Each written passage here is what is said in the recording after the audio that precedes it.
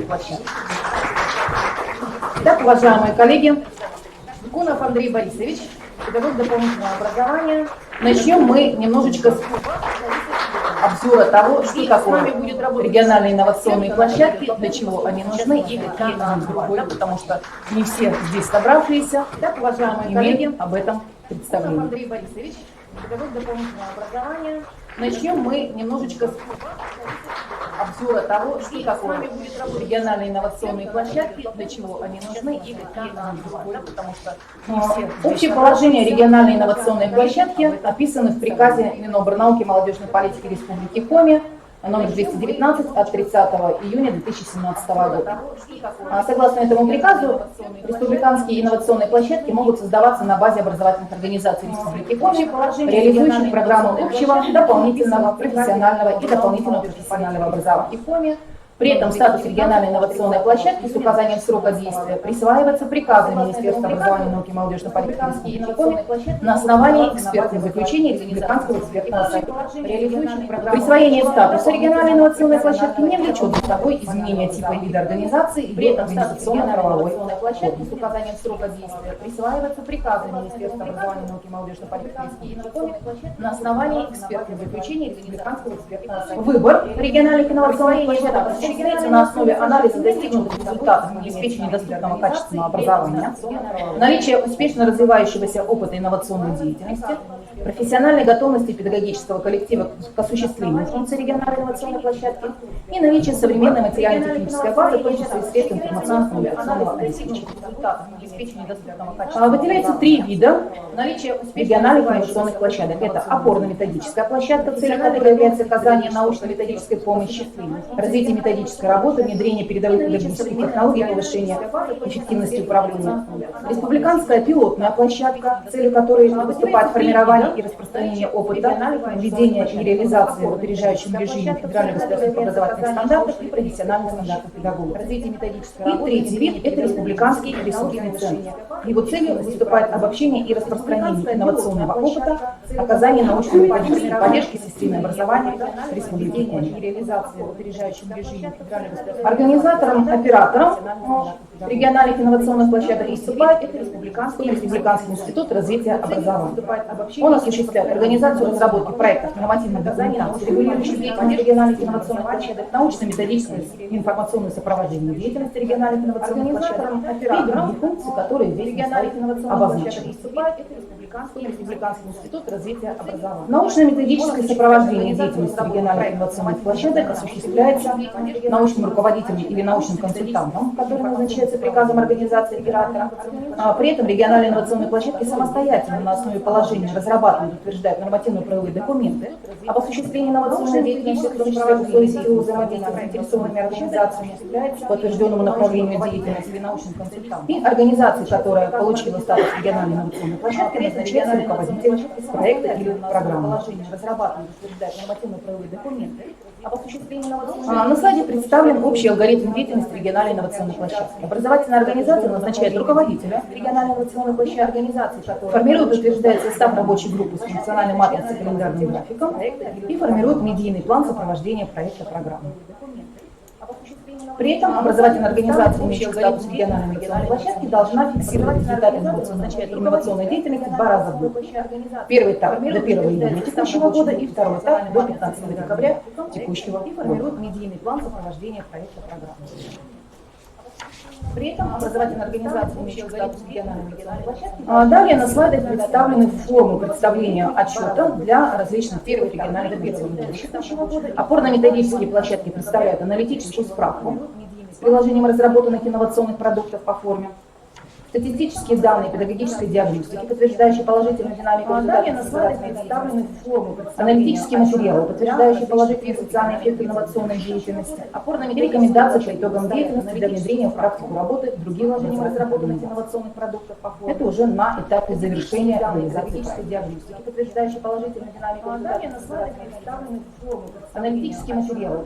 Республиканский ресурсный центр имеет своей целью предъявление лучших практик обобщения и распространения инновационного опыта, оказания научно-методической поддержки системе образования Республики Коми по заданным и утвержденным направлениям деятельности, в том числе в сетевом режиме. Основными задачами республиканских ресурсных центров выступают реализация инновационного проекта по распространению имеющихся в образовательной организации инноваций или на образование, создание условий для расширения образовательного пространства Республики Коми по распространению лучших образовательных практик, в том числе в условиях сетевого взаимодействия с организациями партнерами и оказание методической поддержки заинтересованным образовательным организациям Республики по направлению заявленных инноваций. В течение срока реализации проекта или программы диссеминации инноваций инновационного продукта проводятся промежуточные и заключительные экспертизы деятельности республиканских ресурсных центров в соответствии с планом работы республиканским экспертным совета. И в качестве результатов деятельности республиканский ресурсный центр должен представить на экспертизу аналитическую справку результатов инновационной деятельности, методические, дидактические, правовательные и прочие разработки, документы, удостоверяющие количество слушателей, прошедших обучение, количество проведенных мероприятий и статистические данные, подтверждающие положительные результаты внедрения инноваций в практику работы образовательных организаций по итогам аналитической справки результатов инновационной деятельности, методические, дидактические, правовательные и прочие разработки. Институт развития образования собирают отчеты о деятельности региональных инновационных площадок и исходно-аналитическую информацию о состоянии инновационного процесса в сфере образования ежегодно в срок до 1 августа. Региональные инновационные площадки фиксируют результаты инновационной деятельности 2 раза в год. По итогам формируется экспертное заключение промежуточного и итогового контроля. Вот такие мероприятия, как сегодня, как раз выступают в качестве отчетного мероприятия, и региональные инновационные площадки, представляющие сегодня свой опыт, площадки фиксируют результаты инновационной деятельности 2 раза, демонстрируют отчет о своей промежуточного и итогового контроля. Вот такие последний слайд сегодня как раз фиксирует у нас полномочия научных руководителей региональных инновационных площадок. Это научно-методическое информационное сопровождение деятельности региональных инновационных площадок в соответствии с утвержденной тематикой инновационными проектами. Это оказание помощи в оформлении результатов деятельности площадки, видеоотчетов, статей, методических пособий, авторских программ, учебных полномочия. Это подготовка итоговых и промежуточных отчетов о деятельности для предоставления Министерства образования, науки и молодежной политики. Это оказание консультационной поддержки образовательным организациям, претендующим на оказание статуса региональных инновационных площадок в оформлении соответствующей ориентации, экспертиза инновационного опыта деятельности региональной инновационной. Это подготовка итогов и разработка способов компенсации негативных последствий и рисков эксперимента. Это оказание конституции. Таким образом мы с вами погрузились в теоретическое основание региональных инновационных площадок. А далее мы предлагаем некоторым нашим региональным инновационным площадкам представить результаты своей деятельности. И для дальнейшего ведения нашего мероприятия я передаю слово Александру Викторовичу, заведующий Центром научно-методического сопровождения проектов и программ в области образования, нашим региональным инновационным площадкам представить результаты своей деятельности. И для дальнейшего ведения нашего мероприятия я передаю слово Александру Викторовичу, начиная с 2020 года все образовательные учреждения научно-методического сопровождения проектов и программ в области образования переходят на реализацию федерального государственного образовательного стандарта среднего общего образования. В нашей республике есть региональная инновационная площадка с уникальным опытом, которая как раз и занимается изучением создания определенных условий именно для перехода на реализацию федерального государственного образовательного стандарта среднего общего. В нашей республике есть. Мне хотелось бы предоставить слово Гульнаре Дамировне Хайруллиной, директору средней общеобразовательной школы номер 2 Синска, для того, чтобы она поделилась со всеми нами опытом работы как раз на данной площадке. Мне хотелось созданием слова предоставить приглашаем вас в среднюю общеобразовательную школу для того, чтобы она поделилась со всеми нами опытом работы на данной площадке. Мне хотелось созданием слова предоставить приглашаем вас.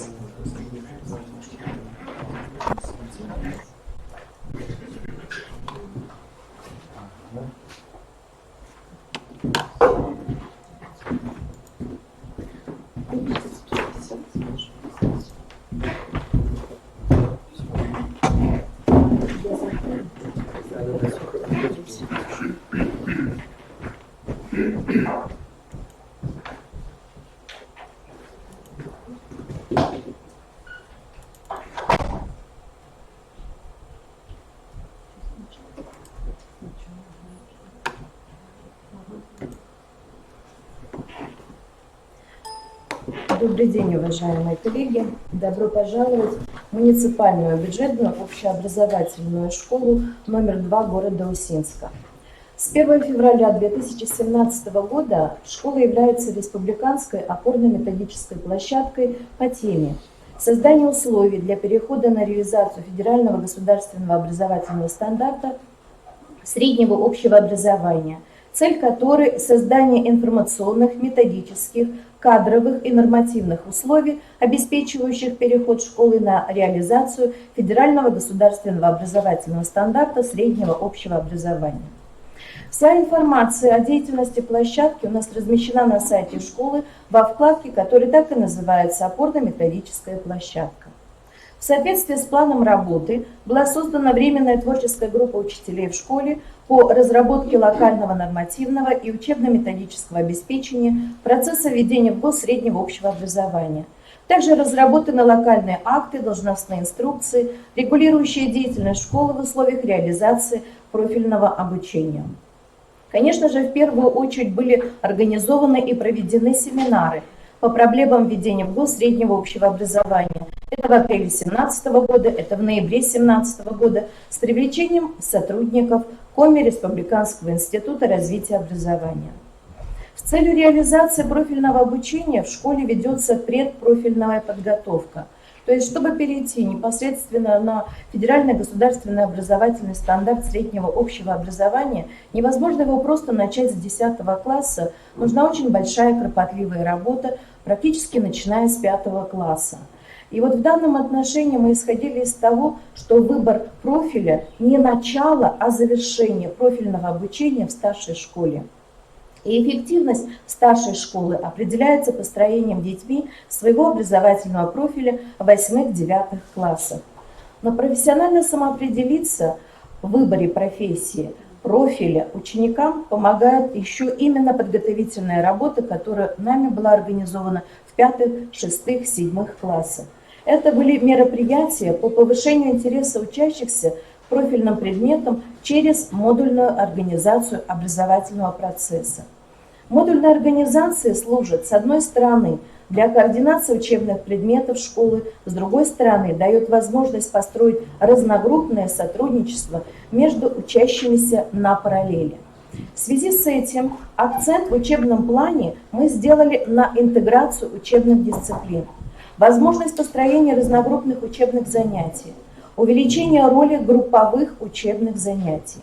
И основная идея модуля состоит в пересечении разных учебных предметов и учащихся разных классов.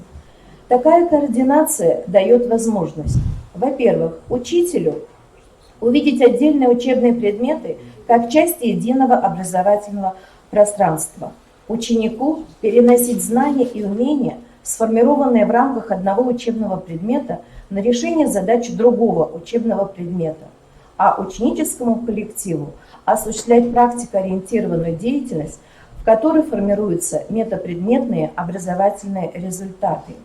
Содержание данных модулей, конечно же, было сформировано с учетом пожеланий учащихся и их родителей при проведении презентации модулей и мониторинга изучения спроса. Важное место также занимают интегрированные модули. Основная цель подобных модулей – это координация учебных предметов, а также социализация подростков. С чем связано еще введение непосредственно данных модулей? Знаете, вот с одной стороны учеников перестроить всегда бывает легче, чем непосредственно учителя. Так вот, в данном отношении учителю всегда бывает очень сложно вести именно разногруппное. Он все равно привык и хочется ему вести именно своих детей. Особенно это заметно у учителей начальных классов. Такое ощущение иногда возникает, что это на самом деле те мамочки, которые своих детей другой мамочке отдавать никак не желают. И поэтому вот именно этот данный процесс, который у нас протекал, уже получается 4-й год, помогает сформировать учителю именно тот настрой, что он должен учить не только вот свой класс, а он обучает практически всех детей на параллели, и в данном отношении это помогает детям перестроиться и учителю перестроиться на ту программу, которая просит от себя федеральный государственный образовательный стандарт среднего общего образования. У нас создан банк модулей по выбору, интегрированных модулей, элективных курсов, который расширяет возможности индивидуальной образовательной программы и индивидуального учебного плана.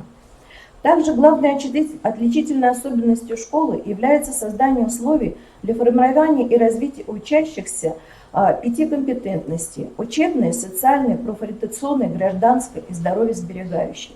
В данном отношении мы не стали изобретать какой-то новый велосипед. Так получилось, что по приглашению заместитель директора по учебной работе был направлен в Нижненовгородскую школу, в котором данная школа работает по этому направлению уже несколько лет и имеет уже определенные наработки. Мы взяли их непосредственный опыт за основу и, в общем-то, очень были довольны теми результатами, которыми в данном отношении мы получаем. Данные ключевые компетентности были приняты в школе, они были обсуждены на педагогическом совете, и в данном направлении с практически 2018 года, можно сказать, мы уже шагаем уверенно, потому что до этого шел подготовительный этап. Это, во-первых, учебная компетентность, или по-другому она профильная, которая характеризуется успешностью освоения учащимися образовательных программ, уровнем развития мышления, функциональной грамотностью, самостоятельностью мышления, интересом к обучению. Следующее – это профориентационная компетентность, включает в себя некоторые следующие умения.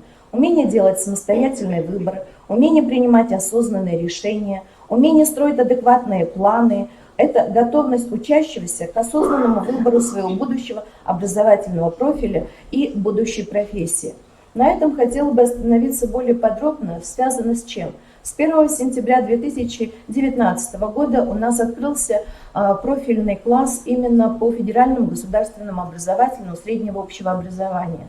Собеседование проходило в индивидуальном порядке, в обязательном случае, чтобы законный представитель присутствовал. И если сравнивать этот индивидуальный отбор с предыдущими годами, когда у нас был социально-педагогический профиль по ГОПу 2004 году, то в данном отношении можно видеть шаг вперед в том плане, что, по крайней мере, родители адекватно рассуждают в отношении того, какие профильные предметы они хотели бы выбрать, потому что это связано именно с тем, куда бы они хотели в итоге поступить. Единственное, конечно, не стопроцентное это было решение. Некоторые родители сомневались, некоторые ученики тоже сомневались, но тем не менее есть поле для работы. Социальная компетентность – это коммуникабельность, это умение работать в команде, это умение не создавать конфликтов, и это самостоятельность, то есть готовность самостоятельно принимать решения и действовать не только в обыденных, но и в серьезных жизненных ситуациях, владение алгоритмами проектной деятельности. Гражданская компетентность, уровень сформированности основ гражданской идентичности, патриотизм, уровень социальной активности, ответственность, соблюдение норм и правил. И здоровье, сберегающая компетентность, с которым это не только физическое здоровье, но и психологическое и нравственное здоровье.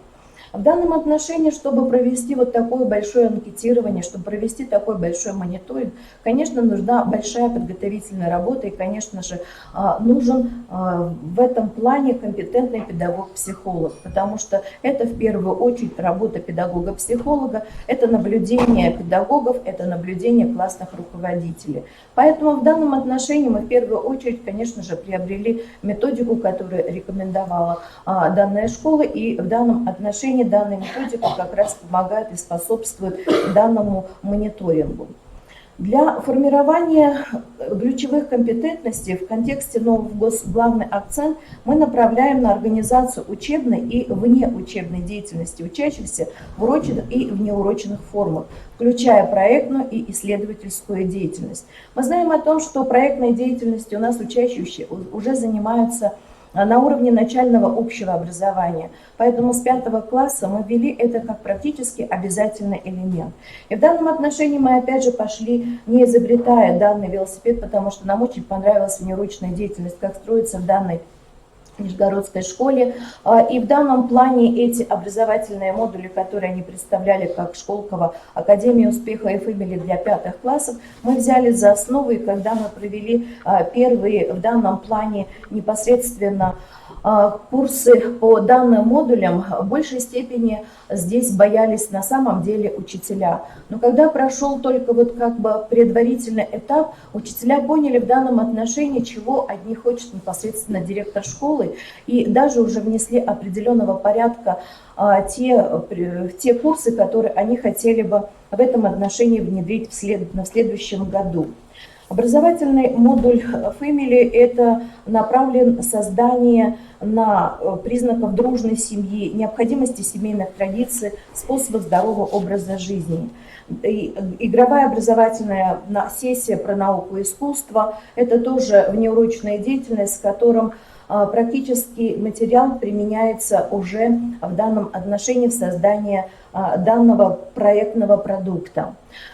Заместители директора по учебной работе отслеживают практически, можно сказать, у каждого ученика каждый год, какие предметы он выбирает для своей проектной деятельности. И в данном отношении эти проектные работы помогают и дальше отследить именно эту профориентационную компетентность.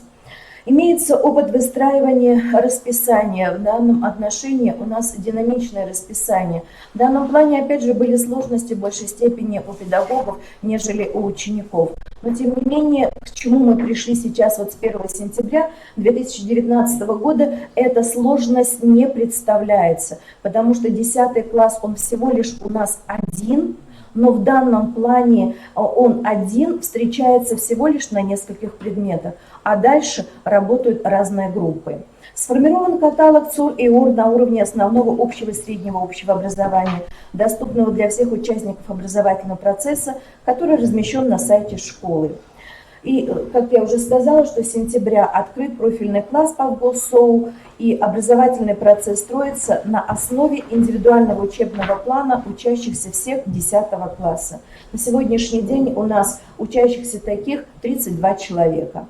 Содержание деятельности Республиканской опорно-методической площадки согласно программе на данном этапе, мы считаем, реализовано и продолжаем работать, потому что самые большие результаты, мы должны увидеть свои результаты и свои недостатки именно, я так полагаю, за этот учебный год, потому что мы все, что подготовили, сейчас должны соответственно реализовать.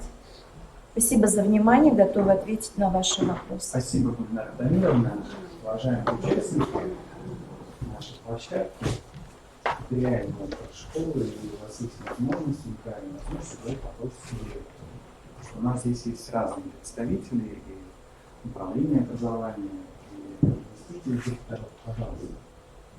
Уважаемые эксперты, хотел бы обратиться напрямую к Ларисе Игоревне, может быть, высказали затем потом какое-то суждение относительно. Надо в микрофон или слышно, или как? Можно микрофон. А проблемы какие-нибудь столкнулись? Проблемы, естественно, они возникают. В данном отношении именно вот возникает в отношении того, что мы в первую очередь детей должны научить учиться. Вот сама процедура проектной деятельности это и позволяет. Нам обходить потом подводные камни.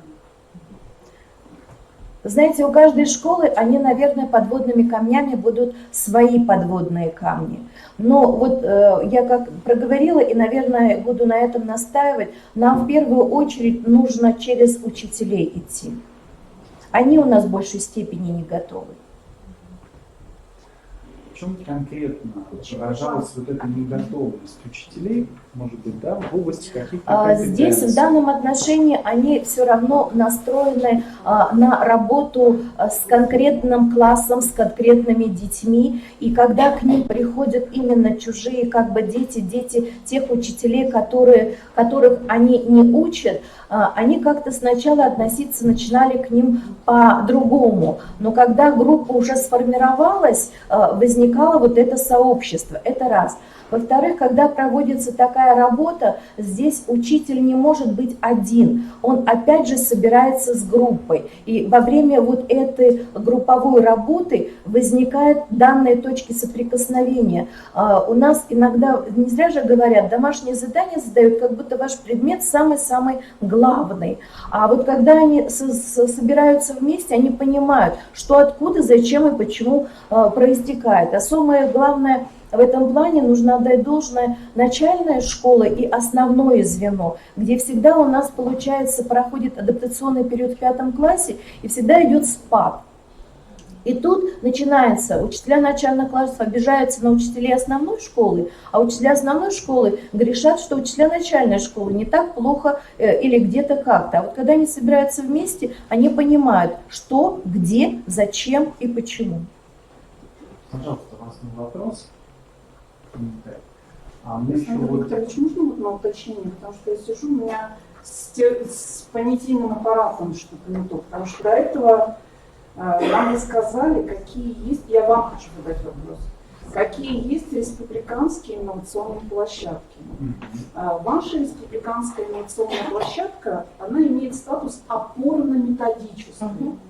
И если я правильно поняла предыдущего выступающего, опорно-методическая площадка – это центр, где как раз осуществляется методическое сопровождение учителей, администрации образовательных организаций, ну, скорее всего, по какому-то инновационному направлению. Я правильно понимаю? Вот. Сейчас, получается, вот я услышала очень интересный опыт, вот просто очень интересно, себе вот записывала, потому что мы тоже занимаемся, понятно, работой по стандарту в пилотном режиме, но я думала, что я услышу именно работу в методическом сопровождении, но если это такая... Ну, давайте прямо такой, вопрос да? зададим. Да. То есть вот Дамир. именно вот в этой... Поняла, что вы хотите в этом спросить. направлении. Вот смотрите, в данном отношении, наверное, ну, не, совсем нельзя делить в плане, что вот это республиканская опорно-методическая площадка, это вот муниципальная, да, опорно-методическая площадка.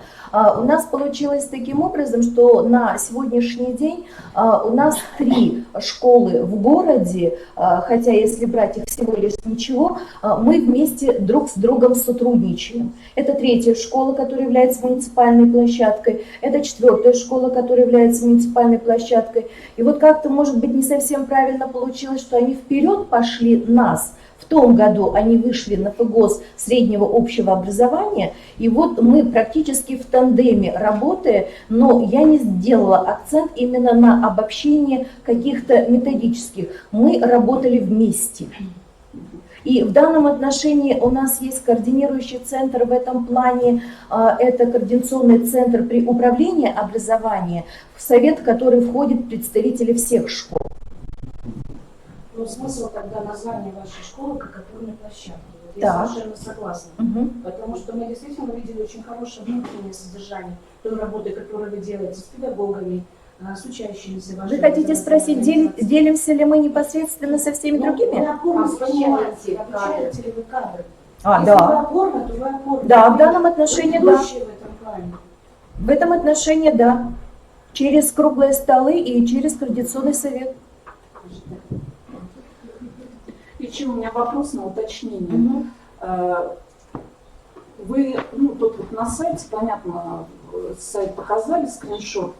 Может быть, там где-то ниже располагается, а вот те методические наработки, материалы, локальные акты, которые вы разработали в рамках этой работы, они на вашем сайте тоже представлены? Не, мы не представляли их непосредственно именно на сайте, мы хотели их, вот когда все обобщив, их разместить. То есть вы думаете, это Но в данном там? отношении, наверное, это даже произойдет пораньше. Почему? Потому что у нас вот получается на следующий год 2 школы уже полностью тоже переходят уже попланово, да? И вот они очень этого хотели, и в данном отношении я думаю, что мы это и сделаем. Потому что опорная школа, ну в любом понимании, это открытая. Да, я поняла, про что вы говорите. Хорошо? И тогда относительно размещения информации, там, где работает там, в случае, да, в информационной среде, там нет тоже этой информации. Ни по локальным актам, ни по методическим разработкам. Честно говоря, мы не размещали, но я, наверное, размещали. все это сделаю. Потому что материал как таковой Потому не что имеется. потребность, в общем-то, в этом есть. Да, и Я думаю, что в данном отношении в большей степени тех, которые будут переходить, это будет волновать именно индивидуальный образовательный учебный план, потому что вот это, наверное, и есть то самое сложное звено, к которому нужно идти, можно сказать, начиная уже с января 2020 года для того, чтобы перейти. Потому что все равно в первую очередь здесь нужно еще смотреть не только на свою образовательную организацию, сколько смотреть нужно на весь город в целом. Когда мы исходили, например, в отношении того, какой нам профиль взять, то в этом плане мы оказались в той ситуации, когда город небольшой, а 2 школы уже работают по данному направлению, и можно сказать, что все профили как таковые, их всего лишь 5 и не имеются, мы взяли самый такой оптимальный, это универсальный. И в данном отношении у нас получилось, что на углубленном изучении, то есть профильно изучаются предметы учениками. Это математика, это физика, это русский, это история, это информатика. То есть, видите, с одной стороны, они абсолютно разрозненные. Но, тем не менее, ученики выбрали, мы обязаны им это, соответственно, предоставить. Если они, получается, встречаются вместе только на литературе, русский выбрали все 32 на русском языке, встречаются на иностранном, встречаются на физкультуре, встречаются на ОБЖ, в 11 классе встретятся на астрономии, а по всем остальным предметам это уже группа. То есть здесь можете представить, какое у нас расписание. Это большая портянка. Пожалуйста. Если еще вопросы, комментарии. Спасибо большое вопрос. На вашем этом координационном совете, так как вы все равно опорная, да, школа, вот вы какую-то роль играете в формировании муниципальной сети профильных классов на уровне среднего общего образования? Я полагаю, что тут все 3 школы играют, и мы в тандеме работаем. Ну, какая это роль? Что за роль, как политику вы выстраиваете? Просто какая модель муниципальная формируется? О чем вы на своих советах думаете в этом плане? В данном отношении в большей степени шла подготовительная работа в отношении выстраивания этой профильной организации. Этой профильной организации где? В 10-11 классах. Где? В целом? В 3 школах или вообще в целом вы уже на муниципалитет вышли? Год остался всего лишь? Да, на муниципалитете. На муниципалитете. И какую модель, вот, если не секрет, вы для себя выбрали? Мы решили, что в данном отношении все профили у нас должны быть в городе. А как вы поделите или в каждой школе будут все профили? Нет, мы их уже поделили. Уже поделили. То есть у вас такая сеть, сеть формируется, и дети будут, да? Да. Не, Не, ну на самом деле, потому что 9 класс... Да, я не спорю. Модели. Я не спорю. В данном отношении у нас получается, вот в скором времени, в ноябре месяце будет мониторинг. Вы будете с проблемой, иногда школы жадничают, говорят, ну это же мой ребенок, мне его жалко отдавать. Дети привыкают, да? Как вы, вот это для вас проблема или уже не проблема? Я думаю, что это была и существует на сегодняшний день проблема, потому что в данном отношении и даже каждый учитель считает, что и родители считают, что вот школа родная, и поэтому она должна быть. Но вот, по крайней мере, в этом году ситуация слегка изменилась, и нужно сказать, что произошел вот такой разбор полета в отношении данного поведения, и мы планировали в этом году еще собраться, а не сделать ли нам на следующий год таким образом вообще прием вести только в одной школе. В одной школе прием просто на всех, да? На всех. Не знаю, насколько это получится, реализуется. Да. Документов. А потом уже Да, где представители будут всех школ. Потому что именно на следующий год уже включаются все. Да, спасибо. Я прошу прощения, можно маленький вопрос на уточнение? Скажите, пожалуйста, а бывает ли такое, что у детей, когда они выбрали определенную траекторию, происходит изменение, смена этой траектории? Возможно ли смена траектории? Обязательно это возможно. Насколько это тяжело для школы, в смысле организационной? То есть Поняла вопрос. дети у вас занимаются, например, по одному профилю, потом неожиданно педагог не понравился, они решили поменять и ушли от этого педагога. Я поняла ваш вопрос, спасибо. Вот в данном отношении в локальном акте прописано в отношении того, что они имеют право изменить свой профиль до конца декабря текущего года. И в данном отношении, конечно же, это будет проблематично только чисто в каком виде. Ему нужно будет досдать непосредственно то, что он не изучил, да, и продолжить, соответственно, дальше. Но есть вот еще один нюанс в этом отношении, с которым мы столкнулись. Это именно тот набор предметов, которые должен набрать ученик. Есть своеобразного характера вилки. Это у него должно быть выбрано не более 11-12 учебных предметов и не менее определенного количества часов при 5-дневной и 6-дневной. Но если ребенок выбирает универсальный и не хочет никакой предмет углублять, то у него возникают проблемы в отношении того, что количество предметов он при минимальном количестве часов не может выбрать 12, они у него получается 14-15, а этого нельзя. У него есть элективы. То есть Нет, вот я и говорю, что это не учебные предметы, а вот элективы, да. Поэтому вот набор элективов нужно увеличивать как можно в данном отношении больший спектр. Здесь должны быть как предметные, как общеразвивающие, получается, и факультативные. А вот можно вопрос? Вам не кажется странной такая позиция, когда ребенок идет в 10 класс, не выбирает ни одного предмета для углубления и как-то это обосновывает? В данном отношении этот нонсенс, он имеет силу быть и, наверное, будет иметь эту силу быть. Объясню, а я объясню это, вот я хочу и дальше сказать. Здесь в большей степени, наверное, позиция родителей. Родители, которые считают, что их ребенок, закончив 9 класс, еще не готов к самостоятельной жизни, потому что он домашний, поэтому я никак вот не хочу его отправлять в другой город, и поэтому лучше в 10-11 он повзрослеет, а потом поступит. А вот дальше мы уже подумаем, куда. Это позиция родителей, эта проблема есть.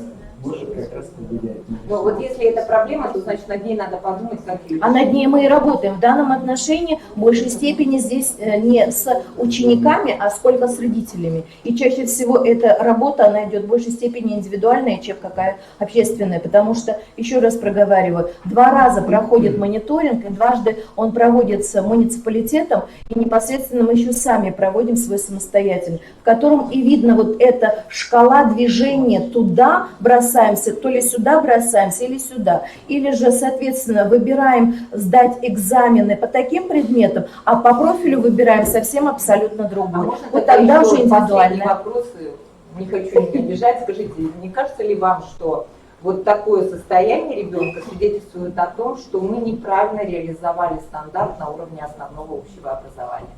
Но, понимаете, это же не, это единичные случаи, и в данном отношении я не думаю, что они не будут быть. То есть это единичные случаи, да? Но я не хочу сказать, что мы на 100% делаем все то, что нужно делать, чтобы все это было качественно, и каждый родитель и ученик пришел. Можно найти сейчас, мы же первый раз проходили по стандарту, может быть, есть и проблемы, которые вот и обеспечивают такое несамоопределение детей.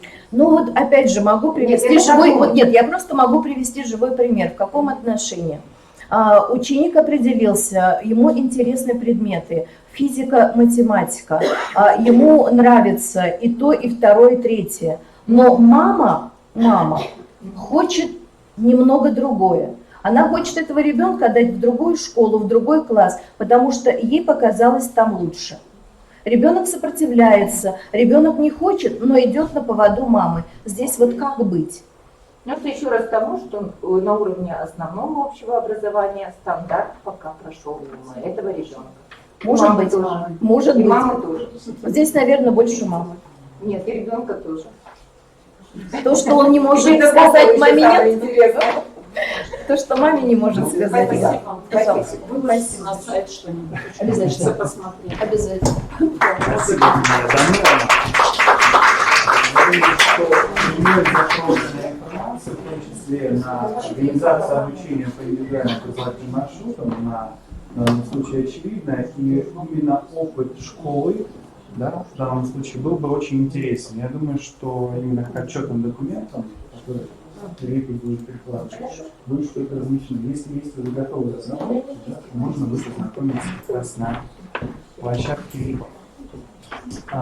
Проблематика, которую мы подняли, в общем-то, касается вопросов согласованности выбора профиля обучения на старшей ступени. Очень много факторов влияет именно на реализацию этого выбора. И здесь Лариса Борисовна ее как раз представляет. Лариса Борисовна Коренева, присоединившийся к нам эксперт, заместитель директора Центра развития образования Гурымского КХ.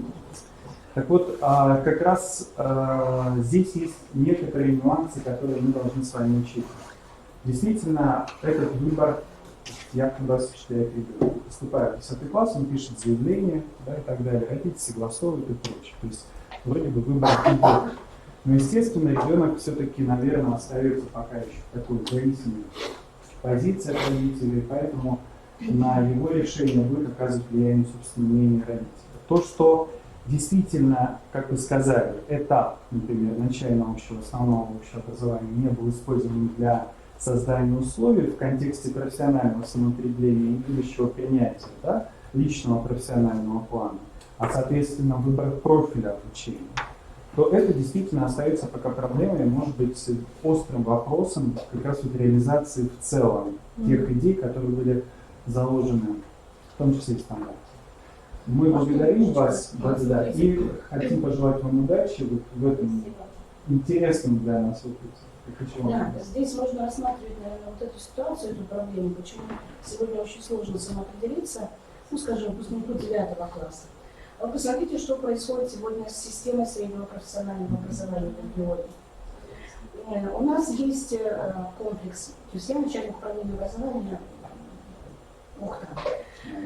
Есть комплекс, который вошли учреждения среднего профессионального образования в Ухтинский государственный технический университет. Если раньше у нас был такой лицей номер 30, там у нас было 27 профессий, по которым дети могли получать, ну скажем, тогда начальное профессиональное образование, а потом среднее профессиональное образование. На сегодняшний день у нас стадия вообще закрытия. Почему? Потому что не получается университет бюджетных мест. И смотрите, мы являемся, наверное, так, в середине региона находимся, располагаемся. 1980 заявлений по итогам прошлого учебного года было подано для поступления в учреждение среднего профессионального образования, непосредственно которые относятся к университету. Это Инта, это Воркута, это Усинск, это наши ухтинские дети, практически 50% после 9 класса, которые уходят, Печора, Ижма и так далее, Нижний Мудас, Ухты. И что происходит? 645 заявлений, дети, которые подали оригинал. Проходной балл, там он просто 4,1, 4,3, 4,5. Выделяется всего 305 бюджетных мест. Больше бюджетных мест не выделяется.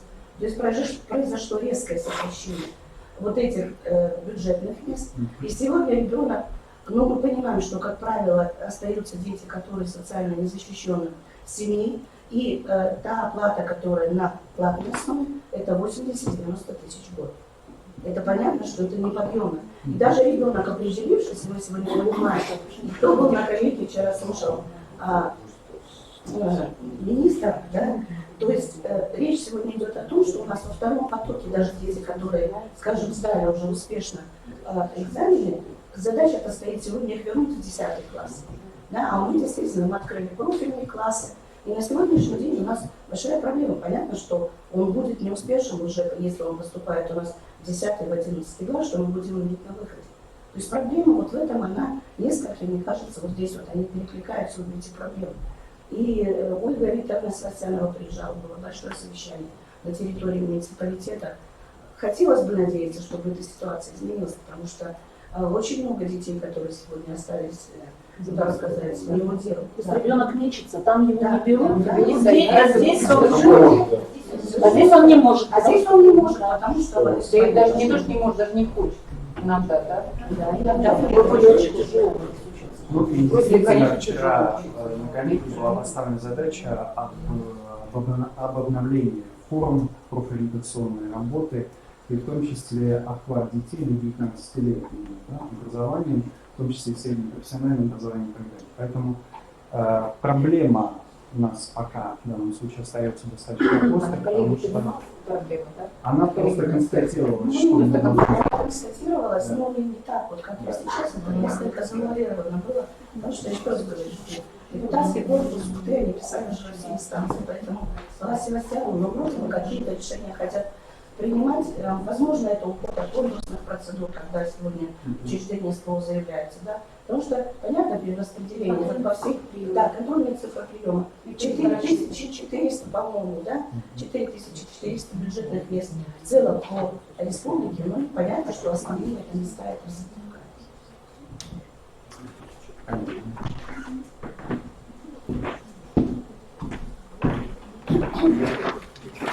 Уважаемые участники, далее мы переходим к достаточно емкому блоку, который будет посвящен инженерно-техническому образованию в нашей республике. У нас большое количество республиканских инновационных площадок, но сегодня мы попросили отдельное муниципальное образование городского округа Ухта в данном случае представить тот опыт, который у них выстроен на уровне муниципалитета и на разных уровнях образования. Поэтому наши выступающие будут представлять непосредственно информацию в целом, как организована работа в муниципалитете, как она управляется, и, соответственно, выступающие будут демонстрировать достижения в области инженерно-технического образования на определенном уровне. Дошкольное образование, дополнительное образование и так далее. И мне хотелось бы предоставить сейчас слово Наталье Юрьевне Коротковой, заместитель начальника муниципального учреждения управления образования и администрации муниципального образования городского округа Ухта для выступления. Спасибо большое. Я попрошу аудиторию подойти, потому что гиперссылки не открываются, поэтому будут некоторые сложности. Сразу приношу извинения по презентации. Еще раз здравствуйте, уважаемые коллеги. Спасибо, что в качестве площадки столь высокого форума вы выбрали именно нашу. Хотелось бы задать вам вопрос.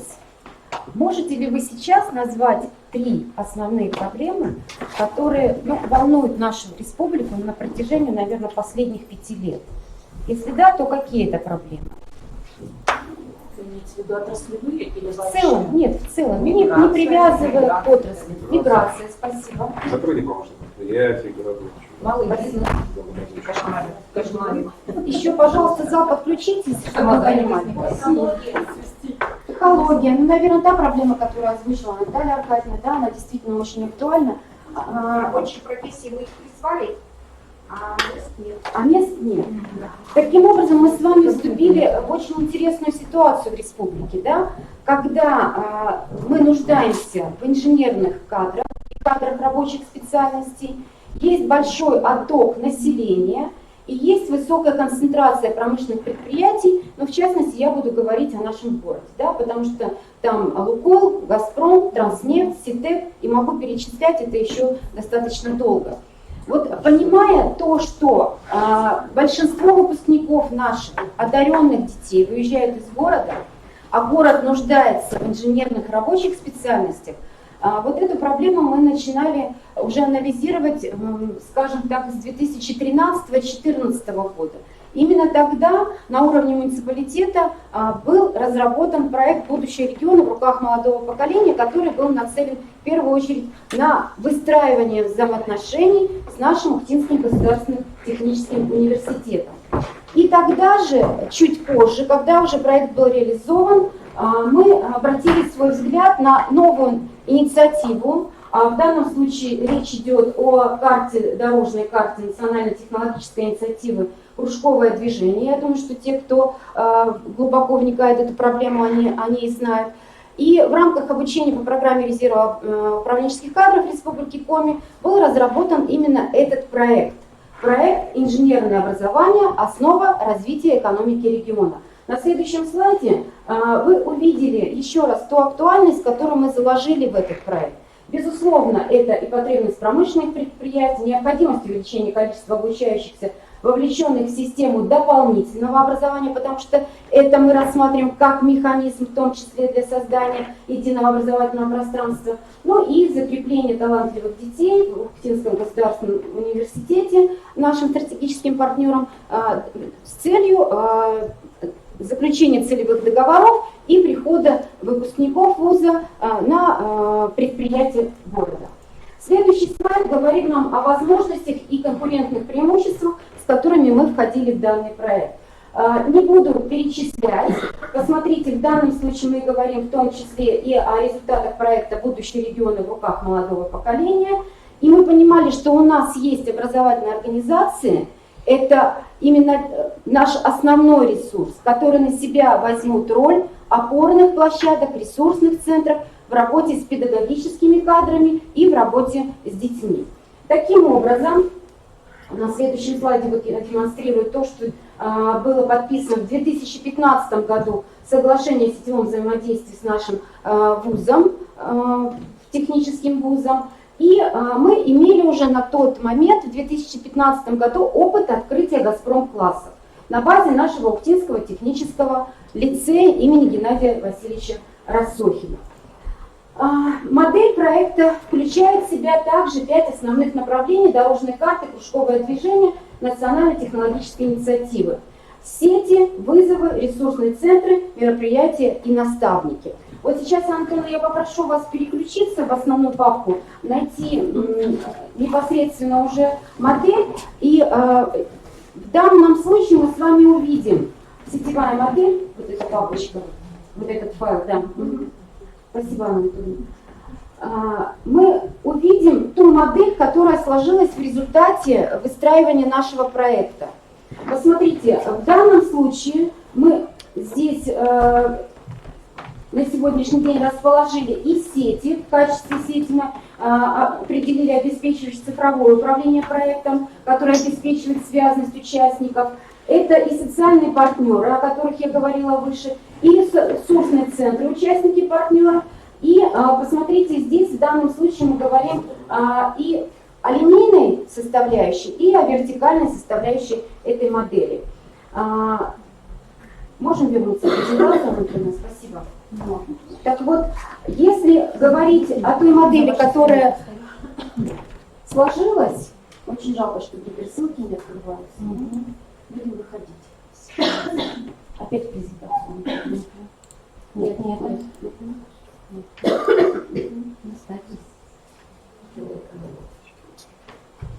Постараемся. Следующий слайд. Ну и миссия проекта, она тоже представлена на слайде, я зачитывать ее не буду, но мы понимаем, что для нас важно было, чтобы выпускник школы, в данном случае ему был обеспечен социальный лифт в том числе. Да? Значит, цель проекта – создание условий для снижения дефицита кадров инженерных рабочих специальностей через реализацию модели сетевого взаимодействия на период с 2017 по 2020 год. Задачи: формирование устойчивой многоуровневой модели, системное выявление и сопровождение детей, способных к освоению программ инженерно-технической направленности. И мы уже говорили, миссия и задачи у нас здесь соприкасаются. Продуктом проекта мы для себя определили сетевую модель, которая позволит нам создать и уже позволяет создать единое образовательное пространство для всех участников образовательного процесса. Проект состоит из 3 этапов, они на слайде представлены. На подготовительном этапе, вы знаете, уважаемые коллеги, удивительным образом, когда этот проект разрабатывался, был разработан план-график мероприятий. Он тоже здесь есть, я потом его вам покажу. Значит, вот все мероприятия плана графика, в том числе и наш выстроенный кванториум, не только детский технопарк, но и мобильный, мы получим уже на следующий учебный год в качестве, наверное, того, что выиграли этот грант на уровне Российской Федерации при поддержке Министерства образования, и наша мечта осуществится. Безусловно, изучен инновационный опыт работы регионов, этапы проекта, концепция, сетевая многоуровневая модель, произведены расчеты на приобретение необходимого оборудования. И самое главное для нас это заключены соглашения с нашими партнерами, предприятиями. Ну а дальше уже в содержании той деятельности, которую мы хотим сегодня вам отразить. Организационный этап. Разработка проектов инновационной деятельности республиканских муниципальных ресурсных центров. Сегодня мы представим опыт работы 55-го детского сада и средней школы номер 10. Разработка плана графика, создание системы соревнований, конкурсов, олимпиад и организация работы по привлечению взрослых технологических энтузиастов, вроде лидеров проектов, модераторов, консультантов и учебных мастеров. Вот здесь уже в роли лидеров мы сумели привлечь жителей города Ухты, которые увлечены техническим моделированием, и они выступают у нас на республиканских соревнованиях по авиамоделированию, собственно говоря, в качестве и экспертов, и организаторов. Ну, итак, СОЖ номер 10, Ухтинский технический лицей. Посмотрите, вот те названия проектов, которые заложены в сам наш большой проект. Хочу обратить внимание, что 10-ю школу вы услышите, а вот Ухтинский технический лицей, в силу того, что они выезжают в Томск, опорная школа, они сегодня не могут присутствовать, они из проекта STEM, новый подход к инженерному образованию, переросли уже в республиканскую опорную школу по направлению математика, информатика, физика. И в данном случае их деятельность направлена в 3 составляющих. Это организация работы с кадрами, учителями физики, математики, информатики по разным направлениям. Это поддержка школ с низкими результатами образовательными, это выход на профильный уровень и так далее. Это организация работы с нашими обучающимися и организация работы с заместителями руководителей образовательных учреждений по данному направлению. Следующий, посмотрите, это Центр юных техников. У них действительно сегодня уникальный опыт по выстраиванию системы реализации и соревнований, и в том числе программ дополнительного образования технической направленности. Гуманитарно-педагогический лицей сегодня это уже лицей номер 1, Транснефть класс и муниципальный ресурсный центр поддержки одаренных детей. СОЖ номер 5. Мы имели такой опыт. Этот проект оказался вообще случайно в нашем проекте, потому что мы понимали, что есть 5-я школа, в которой обучаются дети с ограниченными возможностями здоровья, и им необходимо тоже озаботиться выбором будущей профессии. Так вот, обучаясь в 9 классе, а территориальная расположенность нашего лицея индустриального позволяла им передвигаться спокойно из школы и в лицей и знакомиться с профессиями, вот этот проект мы осуществляли год, потому что существовал класс ОВЗ именно 9. В этом году такого класса нет, и мы этот проект на время приостановили. Ну и 55-й детский сад у нас будет сегодня также транслировать опыт.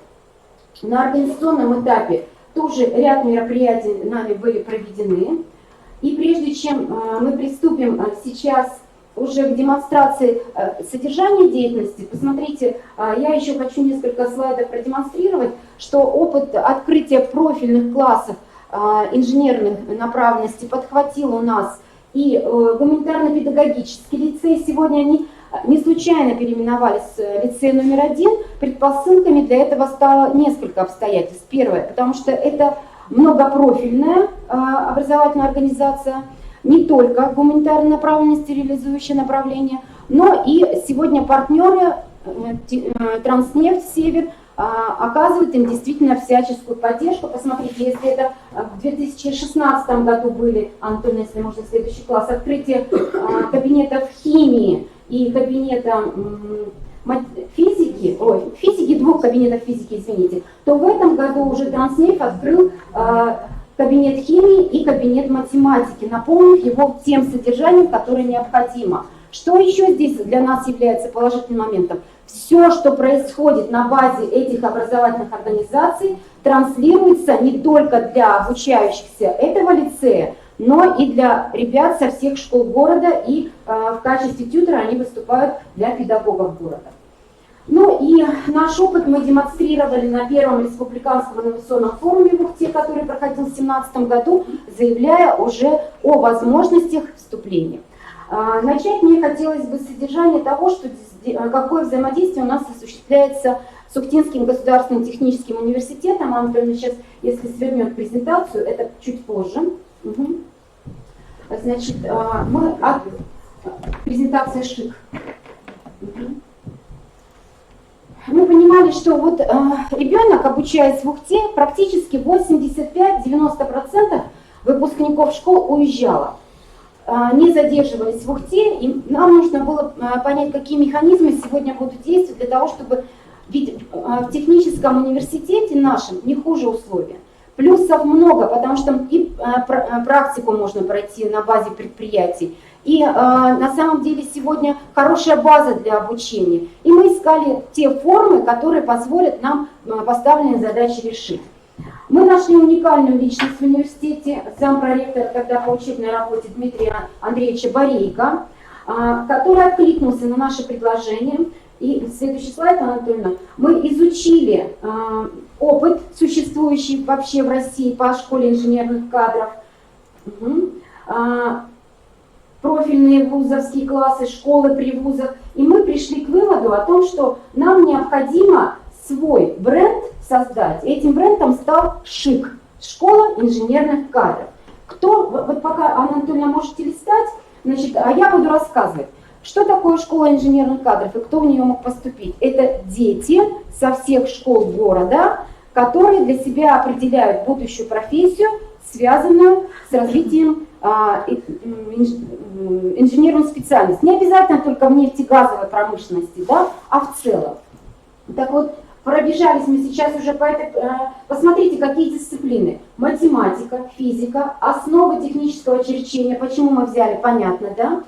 3D-моделирование, прототипирование, основы нефтегазового дела, подготовка продукта и проведение консультаций. Всего 100 часов за год. Посмотрите, после школы по 2 академических часа 1-2 раза в неделю. Это системный подход к тому, что делает ребенок. И самое важное, что это дает на выходе ребенку. Не просто он проходил, проучился, а он выходит с готовым продуктом, проектом. Проект, который он демонстрирует, это групповой, либо индивидуальный. Как удобно ребенку, так он и действует. Но он должен его защитить, представить 3D-модель, которая в результате этого проекта возникла. И только в этом случае, и мы попросили внести изменения в правила приема Ухтинского государственного технического университета, до 10 баллов выпускник школы инженерных кадров сегодня имеет дополнительных при поступлении в этот вуз. У нас есть фильм про школу инженерных кадров. Если останется время и будет желание, мы потом его включим уже. Можно будет посмотреть, как горят глаза у наших детей, которые обучаются в этой школе инженерных кадров. Анатольевна, можно свернуть, и мы дальше к презентации вернемся. Вот эта школа инженерных кадров была набрана в 2017 году. 10 октября у нас будет защита проекта второй школы инженерных кадров. И уже с ноября мы набираем 3-ю школу инженерных кадров. Елена Николаевна об этом уже более подробно остановится и расскажет. Дальше. Конечно же, школа инженерных кадров – это хорошее продолжение того, что есть взаимодействие с вузом не только по этому направлению, но и мы выстраиваем взаимодействие. Вот я сказала, что не только в нефтегазовой промышленности, но и в других направлениях. Но вот данный слайд демонстрирует, что с 2017 года как раз-таки инициировал проведение Олимпиады не мы, а наш Ухтинский нефтеперерабатывающий завод. Олимпиада по химии для детей, мотивированных поступлением в вузы нефтегазовой промышленности. Почему они вышли к нам с инициативой? Потому что у них кадровый голод именно в этом направлении. И им нужны дети, которые приедут через 5 лет, закрепятся на условиях целевого договора и будут работать. Так вот, в 2017 году эта Олимпиада носила муниципальный характер. В 2018 и в 2019 году эта Олимпиада уже республиканская. Мы со всех школ республики приглашаем детей, и те дети, которые в рейтинге находятся в десятке по результатам, с ними встречается не только руководитель отдела кадров, но и генеральный директор завода. Для них это важно. Их приглашают на собеседование с родителями, с ними проговаривают условия договора, и дети понимают, их это или не их. Ну вот в 2018 году впервые открыто было, в 2017 мы заявились, в 18 феврале открылись, оговорилось. Ну и если говорить о системе дополнительного образования, мы сегодня сумели, спасибо, Наталья Аркадьевна, сохранить традиции научно-технического направления, да? Это судомоделирование, это авиамоделирование, это новая робототехника. И посмотрите, в рамках фестиваля, который мы уже 2 года проводим на территории муниципалитета в 2018 и 2019 году, в принципе, и грант, который мы выиграли по итогам конкурса, 100 тысяч, мы потратили на то, чтобы вот эти деньги были потрачены на приобретение современного оборудования, засечек. Когда наши дроны летят, да, нужно понимать, где и как вот это все закрепить. Значит, ну, вот здесь также демонстрация идет с приглашением наших республиканских экспертов по данным направлениям. Ну, пока мы свернем, да, Анатолий, эту презентацию, мы к показателям, к значениям уже подойдем чуть позже, что мы получили в результате деятельности вот по этому проекту. И я хочу сейчас слово предоставить заведующей 55-го детского сада Веселовой Елене Игоревне, соратнику, который действительно с полуслова, с полувзгляда понимает, что необходимо и как необходимо выстроить. И самое главное, личное отношение к этому неравнодушное. Пожалуйста, Елена Игоревна. От дошкольного направления.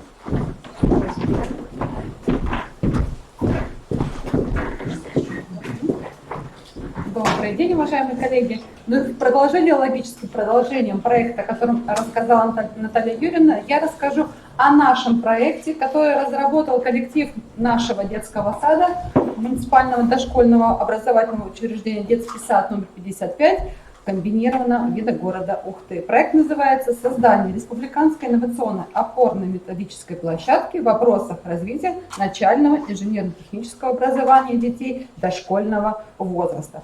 Начало реализации инновационной деятельности по данному направлению было положено в 2016 году, когда 3 педагога нашего учреждения прошли обучение на курсах повышения квалификации по теме конструирования и робототехники.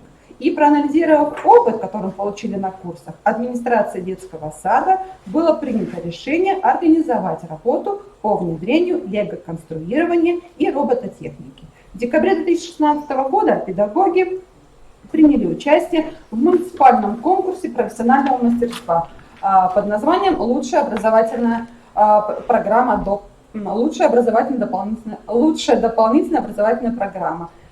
И мы представили программу лего-конструирования для детей 4-5 лет, которая заняла 1-е место. С целью построения предметно-игровой среды нами был разработан проект создания условий для освоения и внедрения лего-конструирования и робототехники в образовательный процесс. Мы выиграли республиканский конкурс грантовой поддержки, за счет которого нами было приобретено оборудование в лего-лабораторию. Был закуплен мобильный игровой стол. В 2017 году наш детский сад еще являлся муниципальной опорной методической площадкой по данному направлению.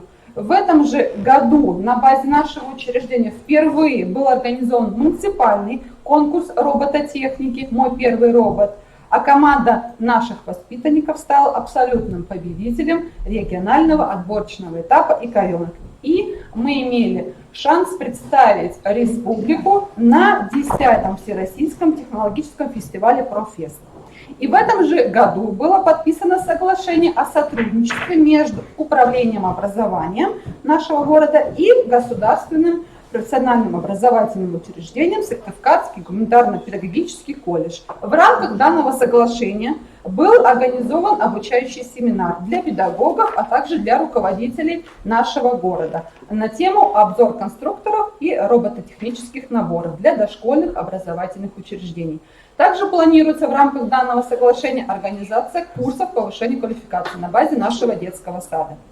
Еще одной наградой в копилке наших достижений стала победа моего проекта, который я разработала в рамках программы City Management Управления муниципальным образованием в номинации «Лучшая муниципальная практика» с рекомендацией к тиражированию в муниципалитетах Республики Коми. Программа и проект назывался «Создание республиканской опорной методической площадки» по данному направлению. На слайде представлены фотографии мероприятий, которые проходили на базе нашего детского сада. И в 2018 году приказом Министерства образования нам был присвоен статус региональной инновационной площадки в вопросах развития начального инженерно-технического мышления детей дошкольного возраста.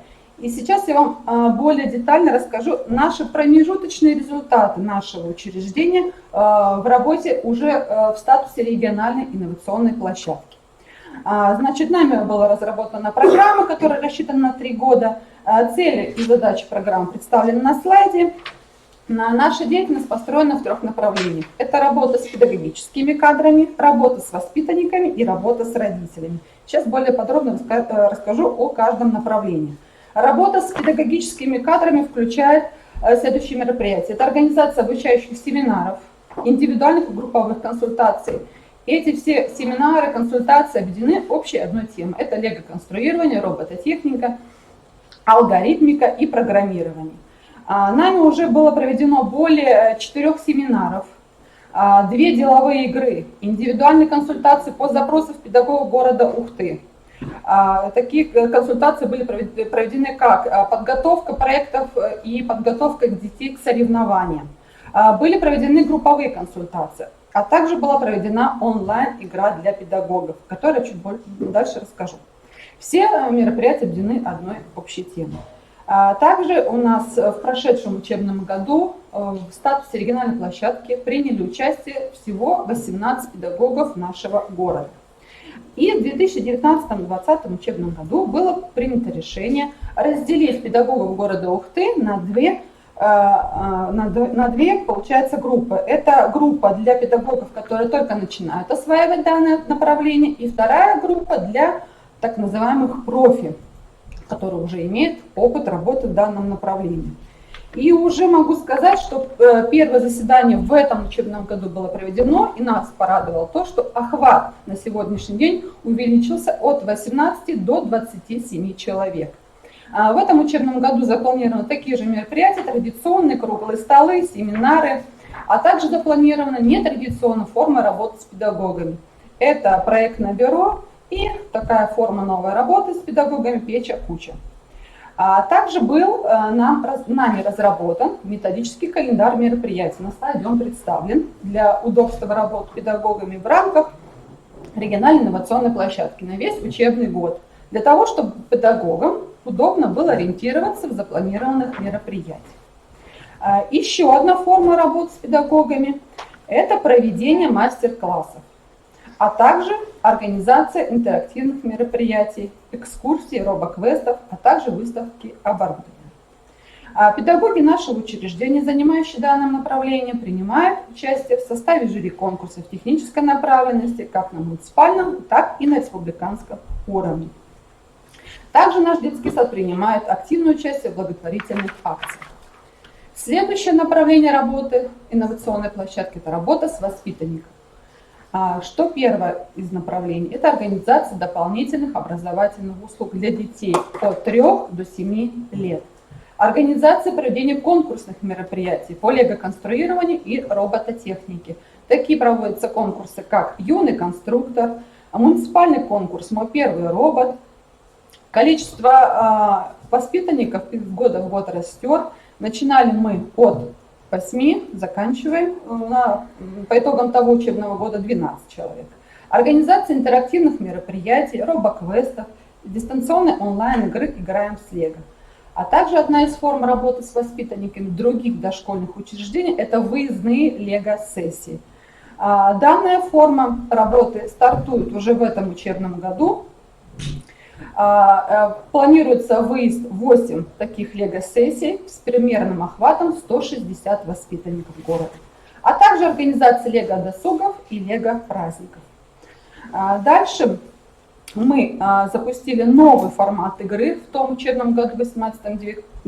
Это дистанционная онлайн-игра «Играем с Лего», которая помогает нам взаимодействовать со всеми участниками образовательного процесса всего нашего региона. То есть это онлайн-игра, которая проходит на территории Республики Коми. Цель которой – приобщение детей дошкольного возраста к техническому творчеству, создание сервисов открытого образования с помощью сети интернет.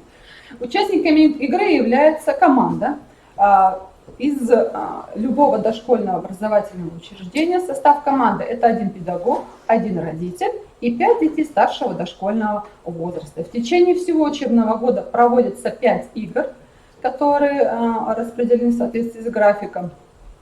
В прошлом учебном году в этой игре приняли участие всего лишь 4 команды. В этом учебном году их приняло 11. Охват следующий. Это город Усинск, Воркута, Сосногорск и Ухта. Вот большая часть команд это город Ухта представляет. И охват детей в этом году увеличился до 55 воспитанников. Соответственно, 11 педагогов задействованы в реализации данного направления. Дальше в 2019 году нами реализуется проект нашего учреждения создания условий для освоения и внедрения парциальной модульной программы STEM по образованию. И с данным проектом мы также одержали победу в грантовом конкурсе республиканском, на полученные средства которого мы купили мультстудию, и теперь все желающие воспитанники имеют возможность заниматься мультстудией на бесплатной основе. Следующее направление работы инновационной площадки – это работа с родителями. Оно включает следующие мероприятия. Это лего-мастерские, организация лего-досугов и робо-школа для родителей. Здесь цель данных мероприятий – это привлечение родителей к занятиям техническим творчеством совместно с детьми. В соответствии с проектом нами определены перспективы работы нашей инновационной площадки. Первое – это открытие технопарк-площадки на базе нашего дошкольного учреждения. Организация курсов повышения квалификации на базе нашего детского сада. Организация проведения ежегодного муниципального конкурса «Лучший наставник робототехник», то есть это конкурс для педагогов. И открытие робошколы для родителей. И на слайде представлены те индикаторы, которые помогают нам определить эффективность деятельности нашей республиканской инновационной площадки. Здесь представлены индикаторы, которые на 4 года мы разбили. На 2018 год это те начальные индикаторы, те показатели, которые мы имели. И на 2019 год мы видим, что с каждым годом растет. Мы можем смело сказать, что охват на самом деле существенный. И с года в год количество педагогов, воспитанников, также родителей растет. И в завершение хочу сказать, что деятельность в рамках нашей региональной инновационной площадки дает нам возможность развивать инженерно-техническое мышление детей дошкольного возраста, способствует более тесному взаимодействию с родителями, а также повышает наш статус дошкольного учреждения в республике и в городе. Спасибо, Елена. Есть вопросы? Вопросы, пожалуйста, уважаемые участники, уважаемые эксперты. Скажите, пожалуйста, насколько я понимаю, те дети, которые у вас по леве так очень хорошо обучаются, они в дальнейшем, наверное, большинство уходят в школу какую-то. У вас одна школа там или много школ, куда они уходят? То есть есть такая школа, которая рядом с вами, да, куда в основном основная масса дошкольников? Есть у нас в районе 2 школы. Нет, они практически не занимаются данным направлением робототехнических. Вот я и хотел спросить, нет. Продолжают они траекторию вообще обучения проводить в школе? Не продолжают? Центр доп. Образования. Что, да. Сколько у вас вообще детей охвачено этим доп. Образованием робототехники? У нас охвачен дети с 3 до 7 лет. Это ориентировочно 250 детей. Ну, то есть все, да? Все, да. А вот в конкурсах участвуют дети старшего дошкольного возраста. Только определенно. От 5 до 7 лет. Угу. А начало у нас положено 3 лет. А скажите, пожалуйста, вот мы завидуем связи, которые у вас есть там, с дошкольными образовательными организациями, а вот с городом Сыктывкаром. Вы выходили на эти связи или еще не планировали? К сожалению, не знаю, почему так складывается, но город Сыктывкар не идет с нами на контакт. Не хочет. Мы можем пожаловаться. Мы можем пожаловаться даже на город Сыктывкар. У нас тесное взаимодействие выстроено с новым руководителем ресурсного центра Поповым Александром Викторовичем. Буквально сегодня нам удалось с ним познакомиться. Он продвигает наш проект, да, нашу онлайн-игру. А также нашим куратором нашей инновационной площадки является Хабарова Татьяна Валерьяновна, с которой... Она не сопротивляется, все значит. Да, а ваши сопротивляются, да. Нет, мы это школьники, да? Я просто это думаю... Вот город Сыктывкара мы не можем никак подключить. Не можете. Не можем. Все остальные даже Лозан подключить. А хотите? Хотим. Наша задача как можно больше охватить педагогов, родителей, воспитанников. Нашу деятельность. Потом будем рады. Или еще будет? Еще будут, да. Спасибо, Елена Игоревна. Вот, можно я отвечу тоже на ваш вопрос, да, Андрей Борисович? Те образовательные организации, в которых сегодня нет робототехники, как мы с ними можем взаимодействие осуществить? Это вот те точки роста, в принципе, к которым мы приходим постепенно. Они могут, ребята увлеченные могут обучаться в центрах доп. Образования. Это центры доп. Образования, понятно, что есть коммерческие, есть наши муниципальные. Но вот в рамках проходящего уже 6-й год подряд мы проводим в Ухте со 2-й недели по конец сентября свой муниципальный методический форум. В этом году около 40 площадок заявлено в течение 2 недель.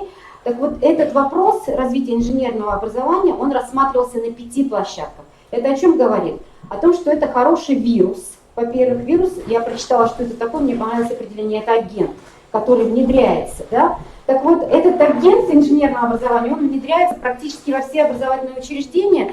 И в рамках форума заместитель руководителя школы САД предложила следующий вариант. Направить все усилия на формирование дивергентного мышления детей, потому что это та основа, которая сегодня будет способствовать развитию начального инженерного мышления. Без этого одно без другого невозможно. Но даже если нет у тебя сегодня робототехники образовательной организации, то формируя, а потом развивая дивергентное мышление, мы можем прийти тоже к определенным результатам.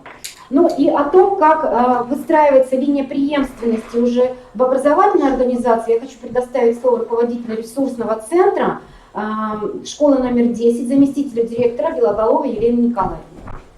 Пожалуйста. Здравствуйте, уважаемые коллеги. Я как раз хочу ответить на вопрос по поводу спроса робототехники в школе. Получая таких воспитанников, которые приходят к нам из 55-го детского сада, 50% первоклассников желают обучаться робототехнике. Это, наверное, о многом говорит.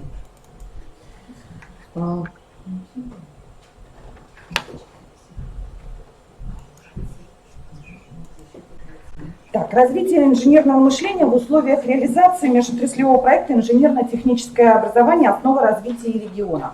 Я немножко буквально вкратце расскажу о нашей школе, потому что не первый раз выступаю, но в любом случае для кого-то это наша школа еще новенькая. Вообще эта школа, можно сказать, со своими сложившимися традициями. В прошлом году мы отметили двойной юбилей, 65 лет 10-й школе и 50 лет зданию, в котором мы на данный момент находимся. Вся инновационная деятельность нашей школы началась с 2009 года, когда мы включились в сетевое взаимодействие с гуманитарно-педагогическим лицеем по развитию одаренности детей. Дальше стали пилотной площадкой по развитию государственного электронного образования. Опробировали электронное питание, опробировали электронную проходную. Ну и самым большим, мощным, наверное, вкладом в инновационное направление Республики Коми стало определение нас школой цифрового века, да? Цифровой школой, когда 3 школы города, республики были определены и буквально оснащены по последнему слову техники. Да? Это 21-я Сыктывкара, 10-я Ухты и 40-я Воркуты. И буквально мы совершили такой прорыв от пера к компьютеру, можно сказать. Наш опыт был представлен на Всероссийской образовательной выставке Российской Федерации. Несколько лет подряд мы представляли и по опорно-методической площадке этот опыт и являлись лауреатом-победителем, и являлись пилотной площадкой по российскому движению школьников. Ну и в 2017-2018 году буквально, понятное дело, что у нас еще не было результатов, но первые шаги в нашей опорно-методической площадке по начальному инженерному образованию мы тоже представили на этой всероссийской выставке. Ну, еще раз буквально напомню то оборудование, которое нам было поставлено в рамках цифровой школы. Это достаточно мощное, большое оборудование. И что же нам приходилось с ним делать? Естественно, для того, чтобы мы смогли включить в работу все это оборудование, естественно, мы начали работу с наших кадров. Проверили готовность к инновационной деятельности наших кадров, наметили пути повышения квалификации в работе с педагогами, прошли все различные курсы по работе с данным оборудованием, наметили модули повышения квалификации, в том числе в тесном сотрудничестве и с Коми-республиканским институтом развития образования. Кроме того, в школе были определены проблемно-творческие группы по тем направлениям, которые необходимо было нам в работе, включиться в работе с этим оборудованием. Работали мы не только с учителями нашей школы, буквально эти проблемно-творческие группы были включены по разным направлениям. Мы работали с учителями города, которые были организованы семинары как с педагогами города, так и с заместителями директоров, так и с директорами. В рамках сетевого взаимодействия в республике мы также выезжали и в Сыктывкар, и в Воркуту, тоже обменивались мнениями, делились проблемами, намечали дальнейшие пути нашего развития. В рамках работы нашей опорно-методической площадки имеется достаточно накопленный опыт. Это при работе со смарт-оборудованием, по модулю «Один ученик, один компьютер», при работе с цифровыми микроскопами, документ-камерами и так далее. Кроме того, одним из инициаторов, наверное, направления в городе Ухте по робототехнике как раз-таки являлась 10-я школа Ухты, именно среди общеобразовательных учреждений. И я не стала все выставлять, я думаю, те, кто посещал ежегодные робототехнические соревнования в Сыктывкаре, видели наши команды и видели нас. Я только основные моменты определила, что наша команда выезжала в марте 2018 года в Москву. И в прошлом году единственная команда из Ухты была как раз представлена в виде нашей школы, где ученик у нас 6 класса, 2-е место в творческой номинации. К чему я это все вообще говорила? К тому, что все это направление, в котором мы окунулись, в которое нас бросили работать, возникла необходимость в создании единой информационно-образовательной среды. Эта единая информационно-образовательная среда сформировалась в нашей школе и включена в общую сеточку. Понятно, что дело, имея такое мощное оборудование, необходимо было заставить работать. У нас в каждом классе компьютер, в каждом классе интернет, все это объединено единой сеточкой. Учителя нашей школы уже перестали пользоваться флешками, какими-то носителями другими. То есть это все у нас создан единый банк, который находится на сервере нашей школы. Данный опыт работы был представлен на республиканском конкурсе «Лучшая электронно-образовательная среда». И в прошлом году на конференции здесь в феврале месяце я представляла этот опыт и диплом 3-й степени. Ну и доработав этот материал, мы представили на всероссийском уровне и в конкурсе «Лидеры современной школы» как раз по модели электронной информационно-образовательной среды дипломы 2-й степени. Вся эта работа, накопленный опыт работы по опорно-методической площадке «Цифровая школа» позволил нам определить, выделить новый уровень развития нашей школы, как раз-таки по начальному инженерному образованию. Приказом Министерства образования мы в 2017 году определены статусом опорно-методической площадки по начальному инженерному образованию. Но, и вы знаете, когда я писала программу по этому начальному инженерному образованию, для меня казалось, что это какая-то фантастика. Ну какие инженеры в школе? И сейчас, когда я показывать буду какие-то промежуточные результаты, мы как раз-таки можем говорить, что все-таки мы двигаемся в правильном направлении. Естественно, целью начального инженерного образования в школе это формирование технологической культуры обучающихся. Получение качественного образования, являющихся основой профильного, далее профессионального образования.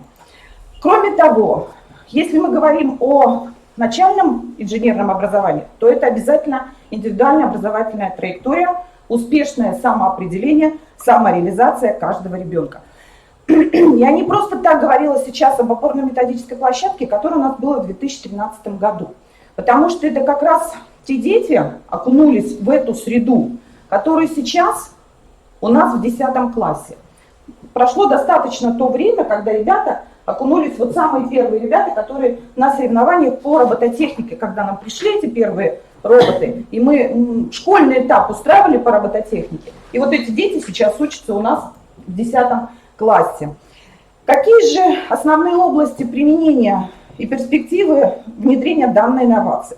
Ну, во-первых, выявить на раннем этапе детей, способных к техническому творчеству, способствовать формированию основ технического творчества, интереса к изобретательству, становлению исследовательских компетенций учащихся. И я, когда на муниципальном форуме представляла эту презентацию, обратила внимание, к сожалению, вот сейчас мы не сможем вам представить наших деток, да, обратить внимание на вот тот слайд, когда дети 3 класса сидели вот здесь за партами.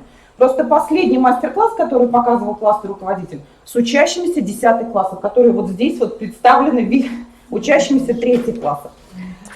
Какие же точно так же, как и любая площадка республиканская, мы работаем по этапам, я уже не буду говорить эти этапы, это понятно, что у всех они практически одинаковые, просто цели этапов разные. На данный момент мы находимся на функционировании, когда мы внедряем новые элементы содержания образования, когда какие-то новые формы инновационные используем в образовательной деятельности, как раз таки направленные на развитие начального инженерного образования. Почему мы сейчас говорим как раз таки о тех детях, которые пришли к нам в профильный класс, а мы очень много лет у нас было профильное образование социально-гуманитарной направленности. Понятное дело, что вызов общества, да, ну, как это сказать, изжил себя уже это направление, потому что не востребованы те кадры.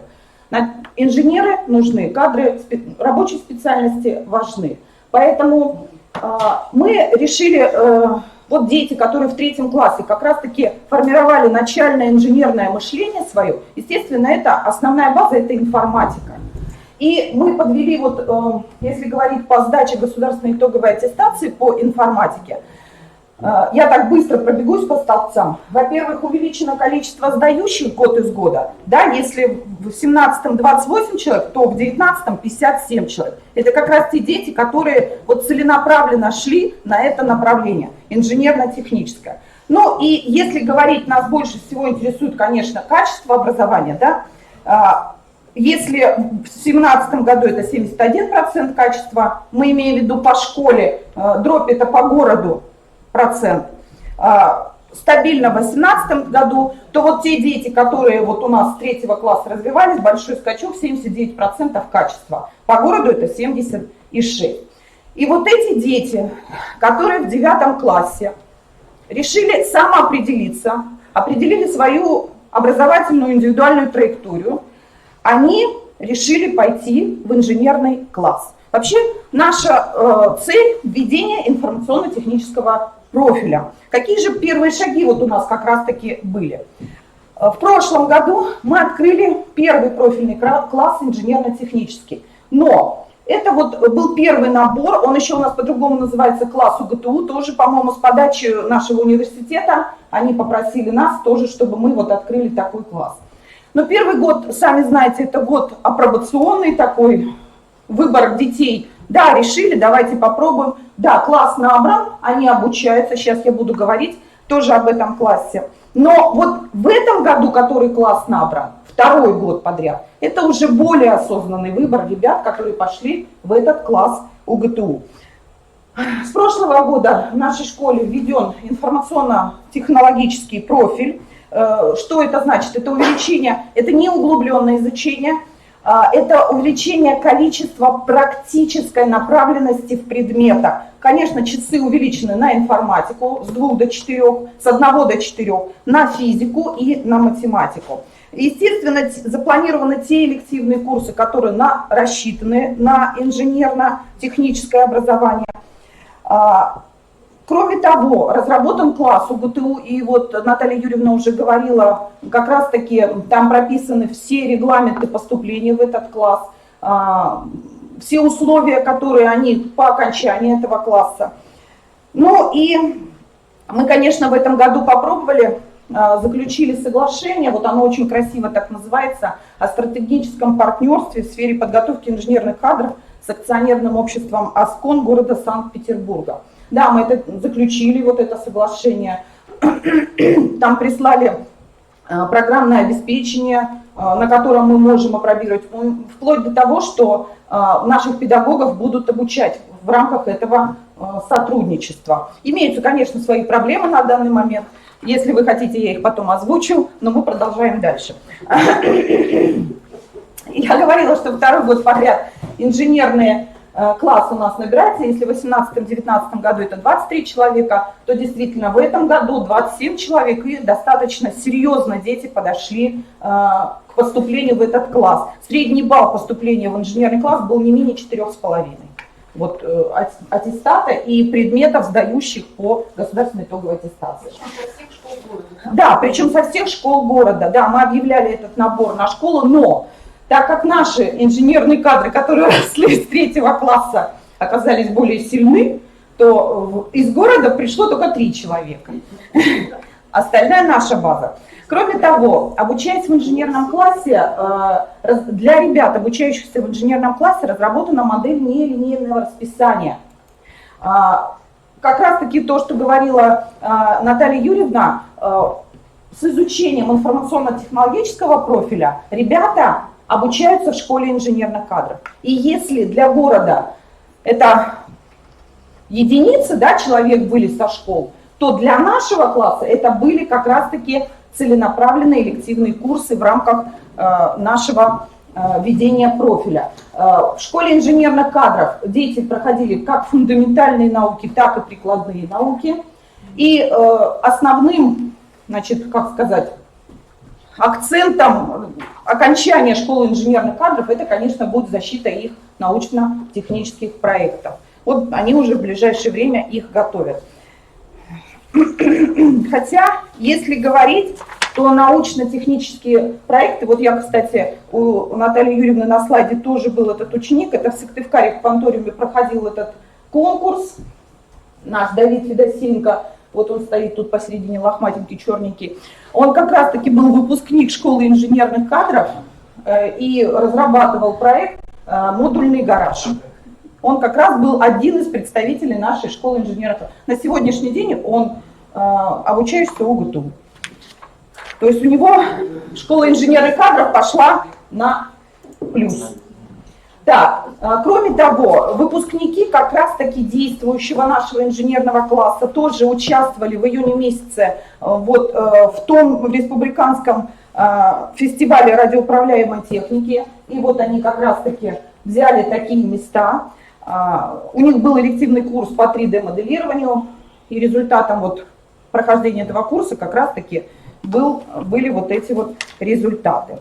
Значит, кроме того, что мы говорим о работе с учащимися по развитию начального инженерного образования, то нельзя не сказать о работе с педагогами. Естественно, это тоже ведется постоянная работа. Так как у нас педагоги уже включены в инновационную деятельность по тому направлению, которое было, то и в начальном инженерном образовании, вот у нас как раз таки в этом году был проведен такой педсовет, и вот, кстати, я не знаю, детский сад узнает, это выпускник, это 1 класс выступает ученик, он тоже участвовал в робототехнике по Олимпиаде, и мы вот этот педсовет необычно начали у себя. Мы начали с представления проектов, обучающихся на разных уровнях. То есть на 1 классе ученик Филонов Лев представлял работу, наблюдал за своим хомячком, как он бегает, его инстинкты, его это, и он доказывал, почему он так делает. Потом у нас представлял ученик 5 класса по робототехнике, он тоже с 1 класса занимался робототехникой, то есть свое конструкторское мышление. Ну и 3-й выпускник, вот как раз Федосеенко Давид, представлял свой модульный гараж. Для чего мы это делали? Для педагогов. Чтобы они понимали, что формирование начального инженерного мышления идет на разных уровнях обучения, начиная с 1 класса. Начальная школа – это пропедевтика, когда окружающий мир и ученик наблюдает за окружающим миром, умеет собрать результат. На 2-м этапе, когда он умеет конструкторское мышление, да, и может собирать.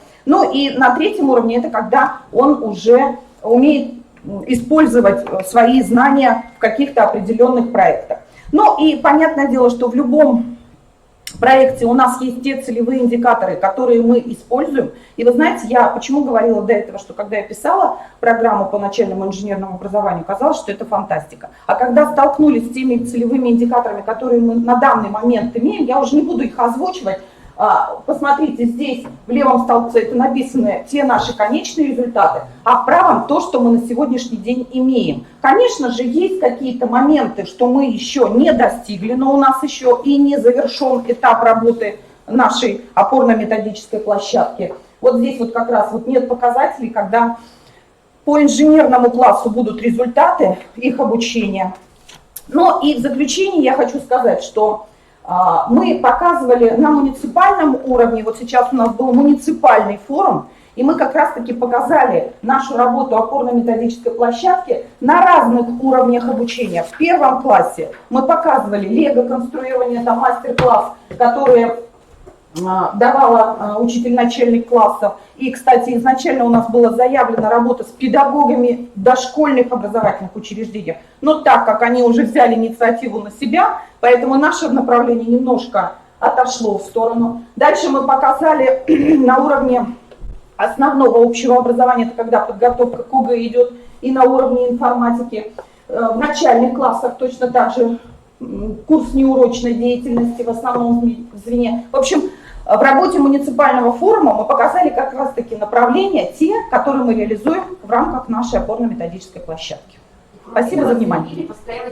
Вот это я самое главное-то и хотела сказать, что с какой целью там это все показывать. Во-первых, с целью рекламы, потому что те учителя, которые показывали мастер-классы, они как раз-таки заявляют постоянно действующие семинары на город, которые будут проводить. И они, проводя мастер-классы, сразу объявляли, вот эту работу мы будем делать с педагогами города.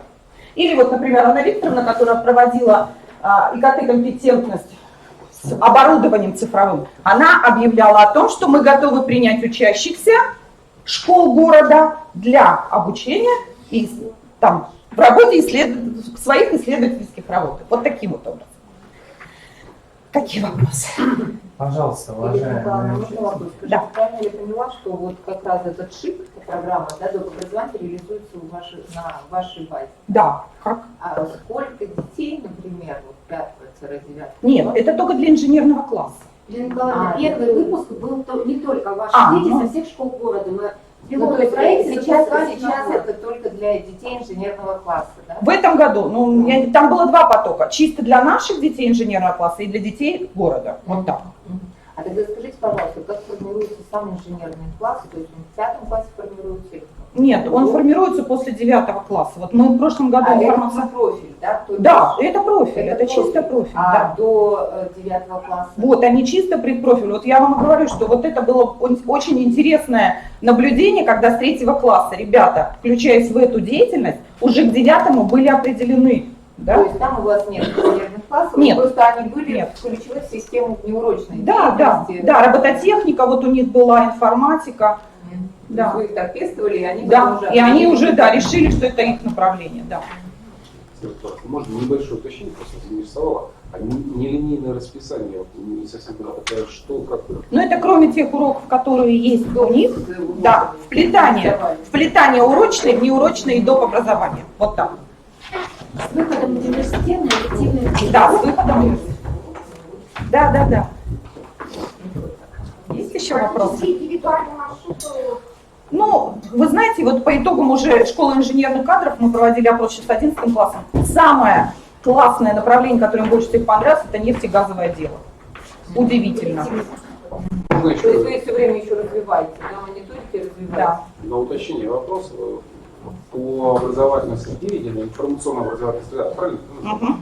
Скажите, пожалуйста, помимо той техники, которая была заявлена, и понятно, что оснащение у вас действительно очень хорошее, а в каком программном, может быть, продукте у вас собираются именно образовательные ваши ресурсы? Не внешние, которые там есть, да? Или, например, у вас есть, например, курс той же самой школы ШИК, например, ребенок может зайти в него, что-то поработать, поделать. Нет, у вас есть такой продукт внутренний или у вас только техническое содержание? Нет, онлайн таких продуктов у нас нет. У нас просто существует банк цифровых образовательных ресурсов и электронных. Ну, это федеральный. Нет, почему? Мы свои тоже у нас разработаны в рамках опорно-методической площадки. Он у вас доступен как-то электронно или нет? Вот я спрашиваю, как? Ну, как к нему можно получить доступ? Нет, это не те ресурсы, которые вы мечтаете. Да, мы таких не разрабатываем.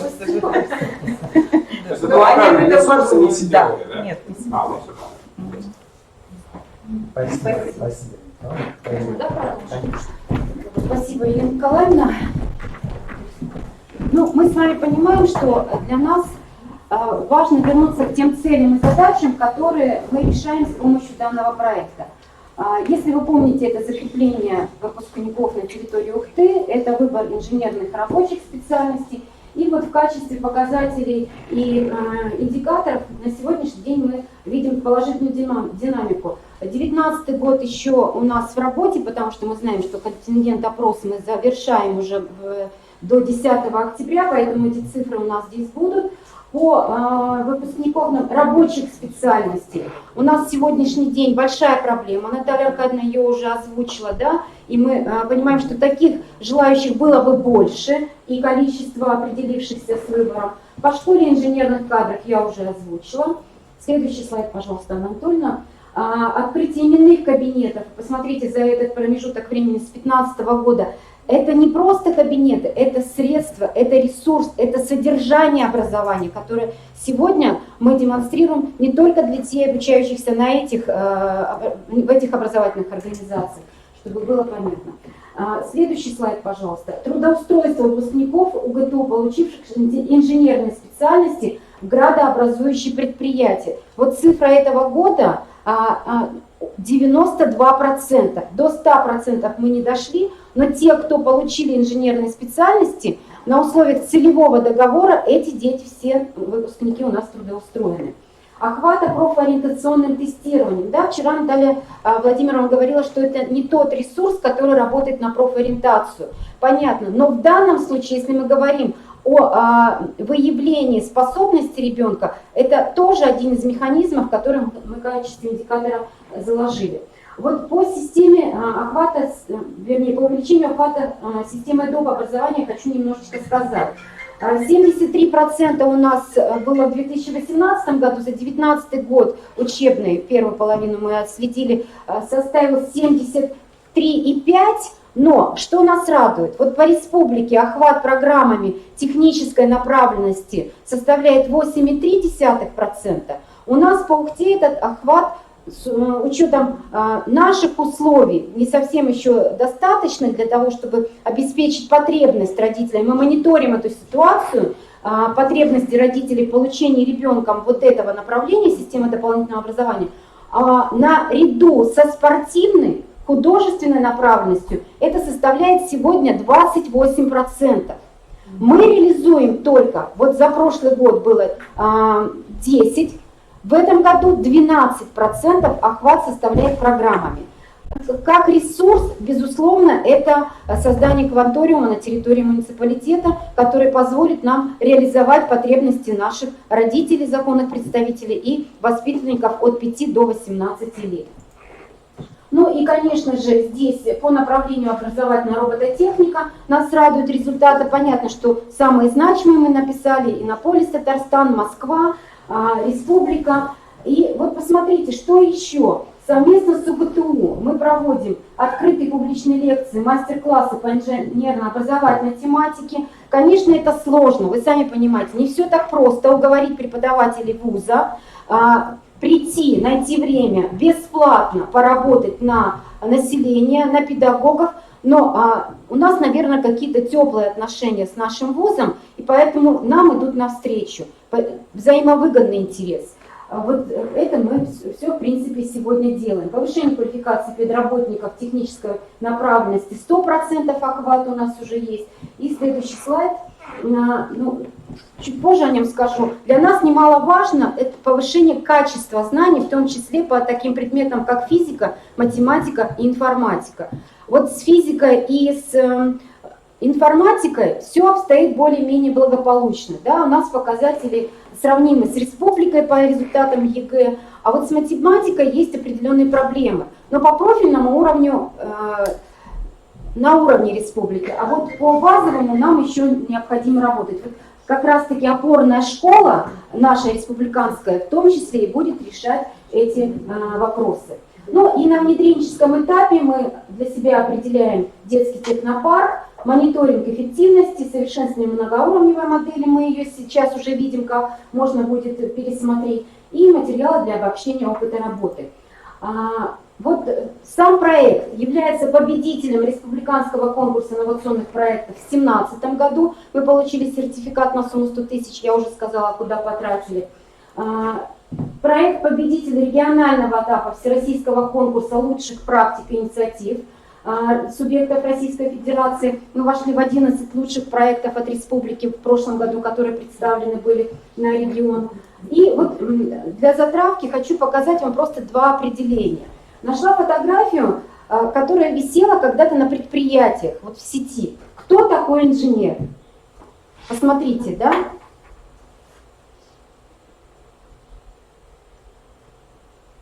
И сегодня требования к инженеру. Угу.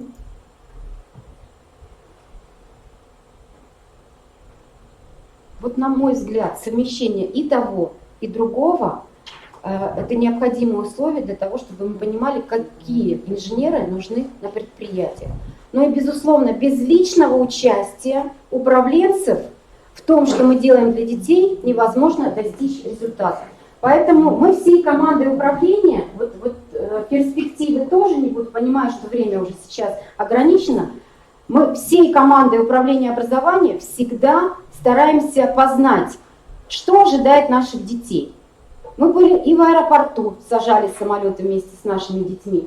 И последнее, что мы сделали, Анна Анатольевна, последний слайд, мы спустились в шахту. Уникальную шахту Ярикского месторождения, 2 таких шахты в мире у нас и в Канаде, для того, чтобы познать, к чему мы вообще наших детей ведем, какой это труд. Не просто через лозунги говорить, это важно, это необходимо. Но я хочу сказать, что ощущения вот там непередаваемые. И когда мы с шахты уже поднялись, мы поняли, насколько мы сегодня вообще готовы к тому, чтобы агитировать детей идти работать в шахту. Придумают роботы. Но они придумают роботов, возможно, но этот труд роботов незаметный. Тот труд шахтера, который сегодня это делает. Пример. Когда в шахту спустили насосы производства Канады, они встали. Почему? Потому что та специфика шахты, тот песчаник, который у нас есть, он не справляется. И опять пошел лом и кувалда. Наверное, совмещение и того, и другого, и тех, и других технологий сегодня нам просто необходимо. Мы готовы выслушать. Я бы здесь дополнила, попросила бы вас дополнить через грантовую поддержку. Да, еще вот там как раз-таки грантовая поддержка была указана. Мы выходим на гранты бесконечно. Это и народный бюджет, 400 тысяч для отсюда, это и опорная школа, это и конкурс инновационных проектов. Мы всегда нашим руководителям говорим, вот вчера прямо бальзам на душу Наталья Владимировна об этом тоже говорила, что никаких других форм поддержки сегодня ожидать нам не приходится, только через участие в гранты. Только в гранты, и мы все свои образовательные организации к этому призываем. И вот те руководители и заместители руководителей, которые сегодня представляли опыт, они как раз таки, я думаю, это тоже сумели продемонстрировать. И поддержка наших социальных партнеров. Поддержка наших социальных партнеров. Еще один момент, уважаемые коллеги, не могу не сказать о нем. На протяжении 5 лет мы вручаем премии, именные премии градообразующих предприятий нашим одаренным детям через конкурс «Портфолио». В этом году это уже будет 6-й год, когда, выходя на сцену, руководитель предприятия, предварительно отобрав портфолио лучших выпускников, награждает их и вручает диплом, именную премию. И мы понимаем, что по умолчанию направлений вуз, который потом, собственно говоря, и станет для него определяющим в жизни. Вот Транснефть сегодня просит просто мальчишек с инженерным образованием 10 человек ежегодно. И мы откликаемся. Спасибо. Спасибо. Были вопросы, если вы хотели задать Наталье Юрьевне? Я хотела прежде всего поблагодарить Наталью Юрьевну и всю команду «Ухты», потому что, не будем скрывать, очень приятно и редко видеть вот эту всю вертикаль. От дошколят, получается, до производства, да, до работодателей. Все равно они здесь присутствуют, все понятно, без них никуда. Вот. Плюс очень приятно видеть такой системный подход. Но всегда думаешь о том, что как это можно использовать и преломить для своего опыта. Правильно ли я поняла? С вами всегда очень интересно разговаривать, просто я сижу, может быть, не очень глубоко копаем, но как я понимаю, что вот вы заявили, самая отправная точка была, что работодатели обозначают дефицит кадров, да? Ну, в данном случае инженерных. И от этого все и начинает двигаться. Да?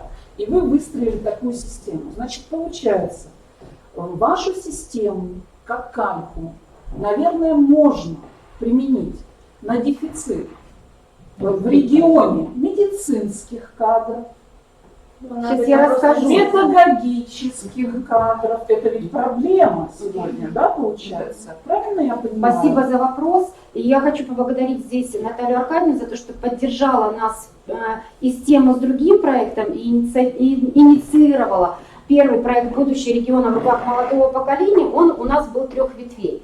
Первый – это дефицит педагогических кадров, проблема медицинских, и потом мы вышли на инженерные специальности. Так вот, с медицинскими кадрами, как кальку, можно в каком плане? У нас четко выстроено взаимодействие со всеми медицинскими учреждениями на территории нашего города. Первое, что мы делаем, собираем банк данных, проводим общегородское родительское собрание с присутствием всех главных врачей на территории нашего города, которые вообще рассказывают без протокола, что ждет наших детей, какая зарплата, какие трудности, куда идти. И дальше мы делаем следующее. Вот этих детей, целевую группу, которую мы определили, он хочет быть педиатром. Да? У нас была ошибка первый год. Мы его ввели только в детскую больницу. Он хочет быть стоматологом, мы его ввели только в стоматологию.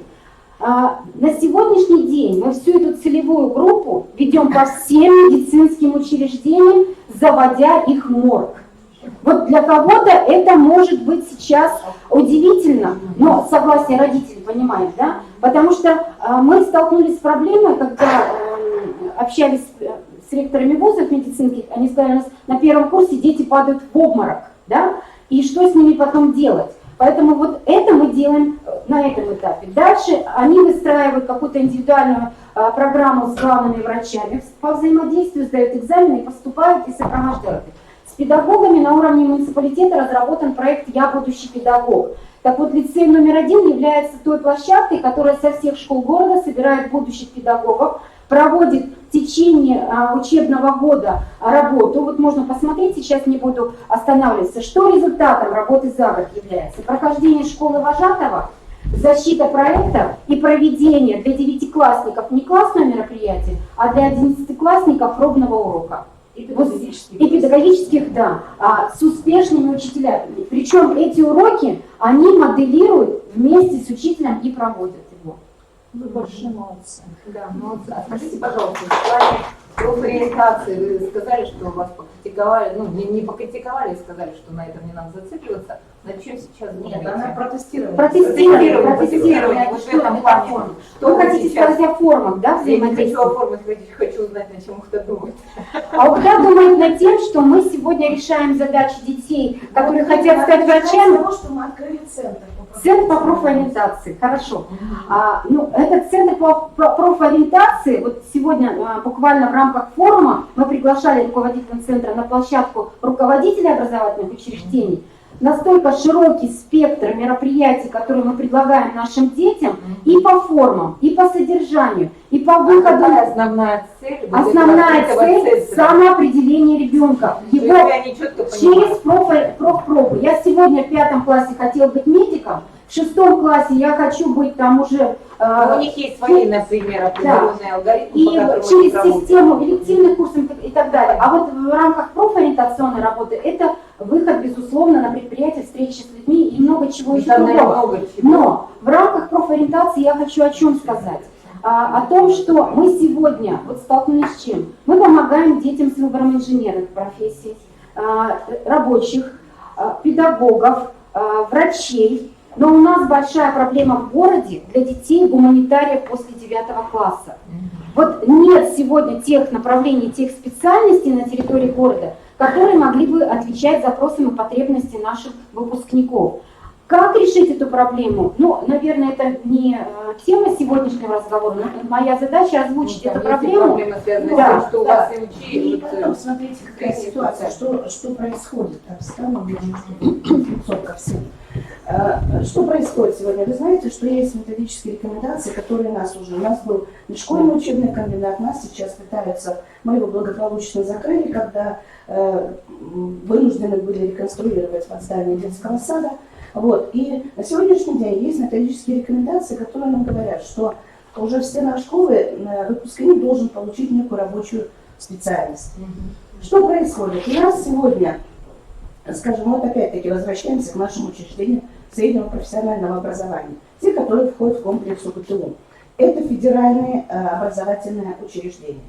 Так вот, если сегодня мы еще на территории нашего муниципалитета есть медицинский колледж, да, и есть педколледж. Педколледж у нас это некоммерческая организация. Мы поддерживаем за счет средств местного бюджета порядка 8,5 миллионов ежегодно. Мы заключаем договора, потому что у нас дефицит с воспитателями.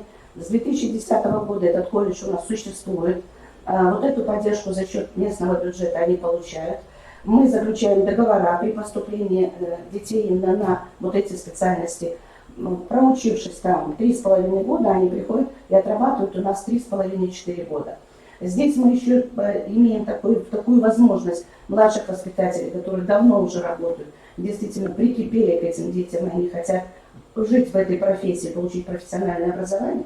Мы также либо на вечерней форме обучения, либо на заочной обучаем за счет средств местного бюджета. Но как бы гарантом они у нас отрабатывают, ну, это как направление было раньше, да? Вот. И так вот, что происходит? Мы неоднократно обращались тоже в Министерство образования, говорили о том, что сегодня мы вот третий год, по-моему, в этом году третий год на базе медицинского колледжа открываем именно специальность по обучению, ну, неким таким сестринским первым там, навыкам, да, вот. И это финансируется за счет средств регионального бюджета. А вот профинансировать вот это в учреждениях СПО федерального уровня сегодня мы не можем. И поэтому вот это у нас как бы уходит на задний план. Но опять-таки мы проводим вот эту же работу и профориентационную, и при выборе специальности, и работаем с центром занятости по заказу тех предприятий, которые есть сегодня на территории муниципалитета. И впервые в этом году мы отработали с Ухтинским университетом в таком плане, что сегодня разработаны программы, да, в объеме часов по тому или иному направлению. Понятно, что это пока платно, потому что муниципалитет не может на себя взять эти расходы, но мы это уже предлагаем сегодня родителям. С 15 октября эти группы будут формироваться. Там у нас и парикмахеры, и повара, и кондитеры, и продавцы, и стропольщики.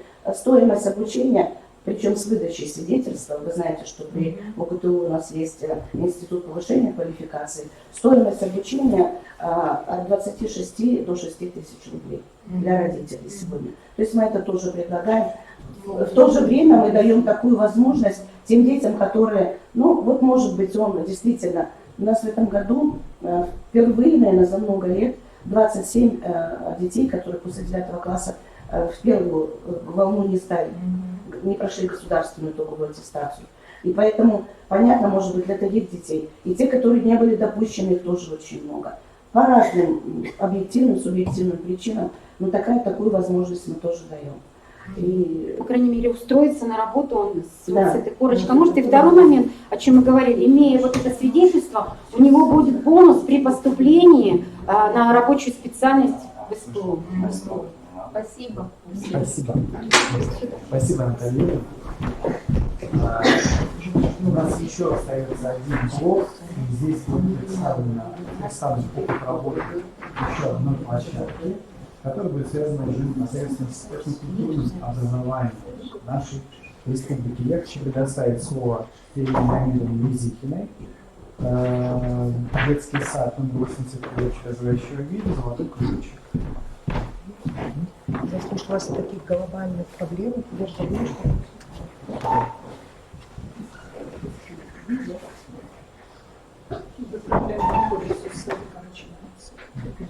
Исход языка.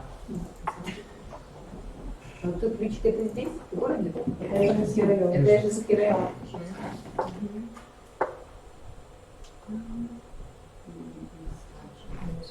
Слайд-шоу.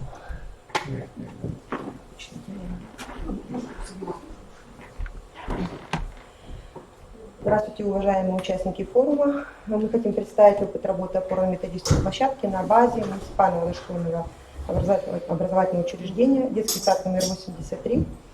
Использование современных педагогических технологий в обучении детей дошкольного возраста коми языку в условиях городской русскоязычной среды. По приказу Министерства образования Республики Коми в ноябре 2017 года детскому саду был присвоен статус региональная инновационная площадка, опорно-методическая площадка ОМП. На сегодняшний день в детском саду приоритетным направлением для всех групп является познавательно-речевое развитие и этнокультурное образование, приобщение детей коми-культуры и истории коми-народа. В детском саду функционирует 11 групп, посещают которые 287 детей. Из них 8 групп дошкольного возраста, 234 ребенка. Работают 25 педагогов, из них 6 педагогов владеют коми-языком, которые прошли обучение в Институте развития образования по программе «Методика обучения детей коми-языку», что позволило организовать в дошкольной организации 5 групп языкового погружения. Охват детей, которых составляет 130 детей из 234 ребенка. То есть, по сути, 50% дошкольников у нас обучаются коми-языку. Организационно-методическое и информационно-методическое обеспечение деятельности ОМП ведется при тесном сотрудничестве и поддержке лаборатории национальных проблем дошкольного образования Республиканского института развития образования. Педагоги наши учатся грамотно строить речевые занятия по коми-языку. Нашим наставником является кандидат педагогических наук и заведующая лабораторией национальных проблем дошкольного образования Остапова Зоя Васильевна и методист лаборатории национальных проблем Кулышева Лариса Геннадьевна. Они систематически работают с нами над подбором практического материала к занятиям по обучению детей коми-языку, подбором и использованием современных методов, приемов, технологий и по созданию языковой среды. В детском саду созданы языковые условия в соответствии с федеральными государственными образовательными стандартами дошкольного образования. Сформирована профессиональная компетентность педагогов в образовательной деятельности в обучении детей коми-языку. Положительная мотивация педагогов и родителей в обучении детей коми-языку. Разработан образовательный проект по внедрению современных технологий. Следует также отметить, на сегодняшний день в педагогическом коллективе активно идет поиск и внедрение современных технологий для обучения детей коми-языку. Также одним из условий создания языковой среды является программно-методические материалы для организации занятий по коми-языку как государственных дошкольных образовательных учреждений Остаповой Зои Васильевны. Здравствуй, друг. Они разработаны также нашими педагогами рабочие программы с подробными конспектами занятий, которые раскрывают содержание и методические требования к организации работы в детском саду. Также условием создания языковой среды является то, что на данный момент наши педагоги разрабатывают комплекс учебно-методических и дидактических материалов по каждой речевой теме в виде видео, аудиотеки, игровых, практических и мотивационных пособий для обучения детей коми-языку. Планирование совместной работы с лабораторией национальных проблем дошкольного образования и детского сада включает в себя также ежемесячные выездные консультативные просмотры занятий и мероприятия совместно с детьми по совместной деятельности по использованию современных педагогических технологий в обучении детей коми-языку. Были определены основные формы мероприятий, направленные на изучение и реализацию современных педагогических технологий. Это семинары, практические занятия, консультации, смотры, конкурсы, тематические выставки, мастер-классы, фестивали педагогических идей. Методическое сопровождение лаборатории национальных проблем помогает обеспечить речевую плотность детей на занятии. То есть дети не только находятся на уровне понимания, но и также в активном отношении при обучении детей комязыку. То есть они разговаривают, заучивают потешки, заучивают какие-то речевые, значит, конструкции и отвечают на вопросы воспитателя, то есть не только на уровне понимания, но и на уровне общения уже дети у нас находятся, особенно старшие даже и подготовительные группы. Воспитатели детского сада также активно поднимают позитивный имидж коми-языка не только в детской, но и в родительской среде. Родители принимают использование технологий языкового погружения, так как совместные мероприятия эффектно и эффективно развивают детей в этом культурном направлении. Мы активно вовлекаем родителей в образовательный процесс в целях популяризации коми-языка и обеспечения психолого-педагогической поддержки семьи в вопросах обучения детей коми-языку. Проводим разъяснительную работу с предоставлением материалов о детском двуязычии на домашнее ознакомление.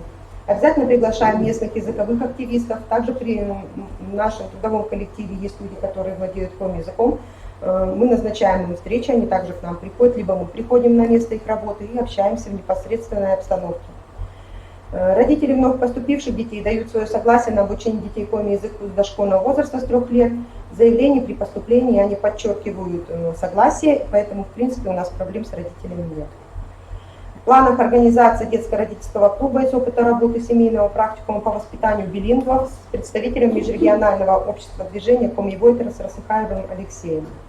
То есть мы планируем все-таки детско-родительский клуб этот открыть. Формирование интереса у детей к владению коми-языком формируется с раннего возраста. Через занятия в игровой форме, через общение с людьми, носителями коми-языка, также участие в мероприятиях, в этнофестивалях, этноконкурсах, а также демонстрация, обязательно демонстрация умений перед родителями. Иначе родители, которые не видят результата, они не будут соглашаться на то, чтобы дети обучались коми-языку. Языковое погружение в дошкольные организации позволяет детям систематически, через естественное общение и привязки к быту слышать язык и языковые конструкции. Это позволяет детям легко заучивать наизусть не только стихи, песни, но и определенные языковые конструкции, фразы на коми-языке, ну и начиная с элементарных фраз приветствия, до свидания и так далее, и так далее, и так далее. Да? Педагогами разработаны комплекты дидактических игр, тематические альбомы для расширения словарного запаса, речевое общение на различные темы. Если ребенок слышит ежедневно и в большом количестве от воспитателей и от носителей коми-языка, коми-речь, он начинает сам воспроизводить речь. Это естественно. Педагоги успешно организуют и проводят с детьми познавательные викторины, квест-игры, инсценировки, музыкальные и театрализованные игры, хороводы на коми-языке, физкультурные занятия и досуги с этнокультурным содержанием, а также в режимных моментах на прогулке активно используются народные игры с различной атрибутикой, созданы игровые пособия для использования в совместной деятельности по закреплению речевых навыков, составление словосочетаний, небольших предложений о погоде, например, или об одежде, о лексических темах, таких как овощи, семья, детский сад и так далее. Создание благоприятной языковой среды в детском саду позволяет, это как уже результат, активно участвовать детям в мероприятиях муниципального уровня и республиканского уровня. У нас пошито много костюмов, у нас в этом принимают участие родители, помогают. Наши педагоги транслируют опыт работы через обучающие занятия по обучению коми-языку, приобщение детей к коми-культуре в младших, средних, старших группах, детско-родительский театр и мастер-классы по использованию современных технологий, таких как мнемотехники, лэпбуки, интерактивные речевые игры и социоигровые технологии. Наши дети и педагоги принимали участие в организации праздничного торжества, которое было посвящено 20-летию создания республиканской детской телепередачи «Чулан-Джолю» в Выженском доме культуры «Бумажник». Приняли участие в районном конкурсе чтецов, приуроченном 180-летию к рождению Куратова. На базе Коми-центра культуры был проведен праздничный вечер, посвященный Дню родному языка. Совместно с представителями Эжоса Комиас было разработано положение литературо-театрального фестиваля «Шонга Челет Киан Солнышко в ладошках детей». Фестиваль был направлен на развитие творческих способностей детей дошкольного возраста средством театрального искусства на коми-языке. Почему мы больше говорим о том, что у нас муниципальный уровень? У нас проблема в том, что детей мы не можем вывозить в город. У нас нет школьного автобуса, и вы все это понимаете. Да? Поэтому в основном дети у нас выступают на муниципальных. И мы организуем на муниципальном уровне очень много конкурсов, фестивалей, смотров и так далее. Но также мы участвуем и в республиканских фестивалях детского творчества, например, «Шуда Челедер Коми Сёрнипы», цель которого была направлена на выявление талантливых и артистичных детей, развитие инициативы и творческих способностей работающих педагогов, где старший воспитатель приняла участие в экспертизе материалов по номинациям «Литературное творчество», «Песенное творчество», «Мультфильмы», «Коми-комиксы». Также детский сад у нас участвовал в республиканском марафоне с Днем родного коми-языка, в вечере, посвященном Дню родного языка коми-кюф-метеда, и республиканских акциях. Так. Немножко своего выступления. Также мы привлекаем другие детские сады и организации в наше языковое погружение, в наше сообщество. В рамках ОМП согласования с управлением образования города Сыктывкара, так, это был посткроссинг, участие в межрайонном проекте, организатором которого был село Лозу. Так, в рамках работы МП согласования с управлением образования города Сыктывкара была образована муниципальная стажировочная площадка «Это культурное образование», в состав которой входили 25 педагогов Эжинского района из 12 детских садов.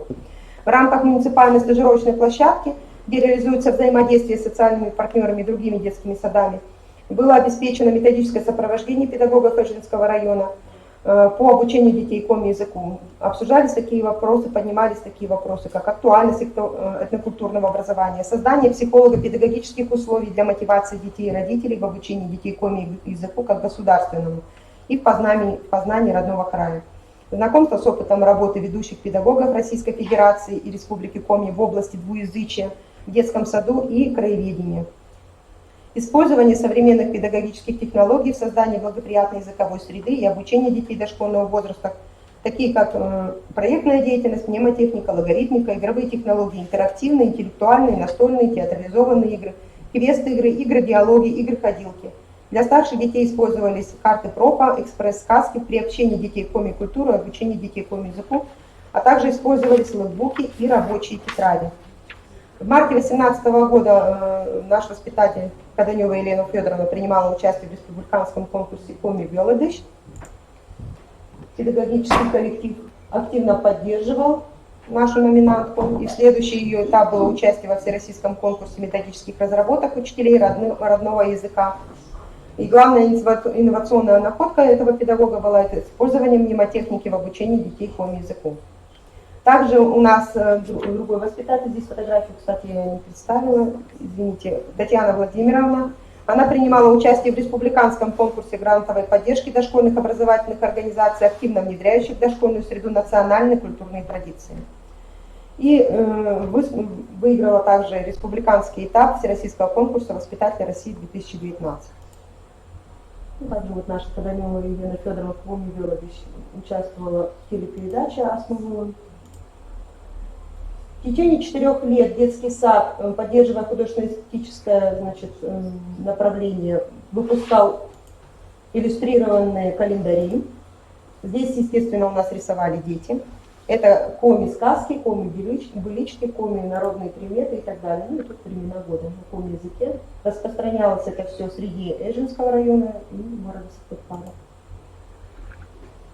Организация, также развивающая этнокультурные среды, является одним из условий языкового погружения, одним из условий создания языковой среды. Это очень хорошо помогает детям именно в непосредственном общении общаться не только с педагогом, но и друг с другом. Спасибо большое за внимание. Уважаемые участники, пожалуйста, вопросы. Дальнейшее развитие этих детей в школах. Вот это вот самая большая проблема. У нас же со 2 класса, да? Нет, что предлагается на уровне... Мы предлагали, с представителями общественной организации «Ижвасакомиос» мы очень много раз проводили и форумы, и семинары о том, что учителя школ... Есть ли такой прецедент в Сыктывкаре, что выбирает коми-язык при поступлении в 1 класс? Мало. Или как родного? Мало. Вот в этом и проблема. Но наша задача даже вот не сколько, чтобы дети выбирали коми-язык, потому что мы еще только начинаем, это должно быть на слуху. Понятно, что сейчас старший подготовительный возраст, они выйдут, они вряд ли выберут. У родителей еще не совсем сформирована позитивная позиция и позитивный имидж. А вот дети, которые у нас вот набираются сейчас, да, у них уже, понимаете, это даже на уровне подсознания, когда ребенок уже включается в коми-речь, и для него это не страшно, и родители это видят, что это тоже не страшно, у них выработан позитивный имидж, они уже выбирать начинают именно вот в школах, что обучение коми-языку это не страшно. Для них это страшно, для родителей, для многих. Поэтому одно из направлений это было именно формирование позитивного имиджа у родителей. Детям ведь мы говорим о том, что когда показываем им старших детей, когда они поют, танцуют и пляшут на муниципальных соревнованиях и фестивалях, родители ведь очень гордятся. Поэтому у них нету такого страха потом у самих родителей, вот, чтобы когда они идут в школу. То есть больше поддержка все-таки по линии культуры, национальной. Да, да, нет, но языковое погружение у нас все-таки работает. Нет, я имею в виду, что я имею в виду, дальнейшая все-таки поддержка идет в плане изучения да, культуры. Да, да. И вот сейчас у нас на муниципальную стажировочную площадку записываются еще и учителя, потому что очень хотелось бы, чтобы было взаимодействие с ними. Потому что коми-язык изучают со 2 класса только. Это проблема. Уже с машинами начали бороться, и тут вернулись культурочки. Это, конечно, весь спектр. А скажите, в 5 вот этих группах там полностью языковое погружение? Вот смотрите, у нас идет языковое погружение по принципу 50 на 50. Один воспитатель русскоязычный, второй коми-язычный. Понятно, что поначалу, когда мы только-только начинали языковое погружение, у нас воспитатели боялись, они только коми-язык проводили 2 раза в неделю, да, и вот они боялись сами вот говорить. Потом, да, ежедневная речь была для них это тяжело. Мы у них переламывали сначала вот этот момент. И когда мне теперь вот даже интересно, да, я зову всех на планерку методическую, и у меня воспитатели подходят, и они между собой на коми-языке, значит, разговаривают. Мне прям бальзам на душу. Они не стесняются, они не боятся, они по родителям также могут на коми-язык перейти. Я вот наблюдала и говорила, если у вас родители коми-язычные, почему вы не можете с ними говорить на коми-языке? Ребенок должен видеть, что вы какую-то информацию передаете родителям на коми-языке, что это не страшно. И поэтому, в принципе, вот сейчас у нас вот, например, последний раз приезжала лаборатория национальных проблем Лариса Геннадьевна и Зоя Васильевна на, ну, скажем так, на рядовые занятия, чтобы посмотреть наши проблемы, выяснить корректировку какую-то сделать. И нас похвалили, да, о том, что воспитатели, они действительно вот все занятие, все какие-то режимные моменты и совместную деятельность, они говорят на коми-языке. Да, на коми-языке. И ребенок, он слышит, он понимает, и на уровне понимания они очень хорошо понимают. Понимают. Расскажите, на ваш взгляд, вот вы сами говорите, что очень мало родителей выбирают именно коми-язык, да? Это в школе. В школе. У нас проблем нет. Я про школу сейчас говорю. Вы тогда для чего это все делаете? А как же? Наша культура, наш язык, он должен быть хотя бы на уровне действительно понимания. Я, например, считаю себя вот в этом плане ущербным человеком, что моя мама, зная коми-язык с моим папой, не разговаривали на коми-языке. У вас лично 37 детей, да? 130 из них занимаются, да, 130 коми-языком. занимаются. Вот из этих 130, это те 5 групп, где у вас идет частичное погружение. Да. Из этих 130% соотношение русскоязычные семьи и семьи коми, скажем так. Ну, 20% только коми-язычные семьи.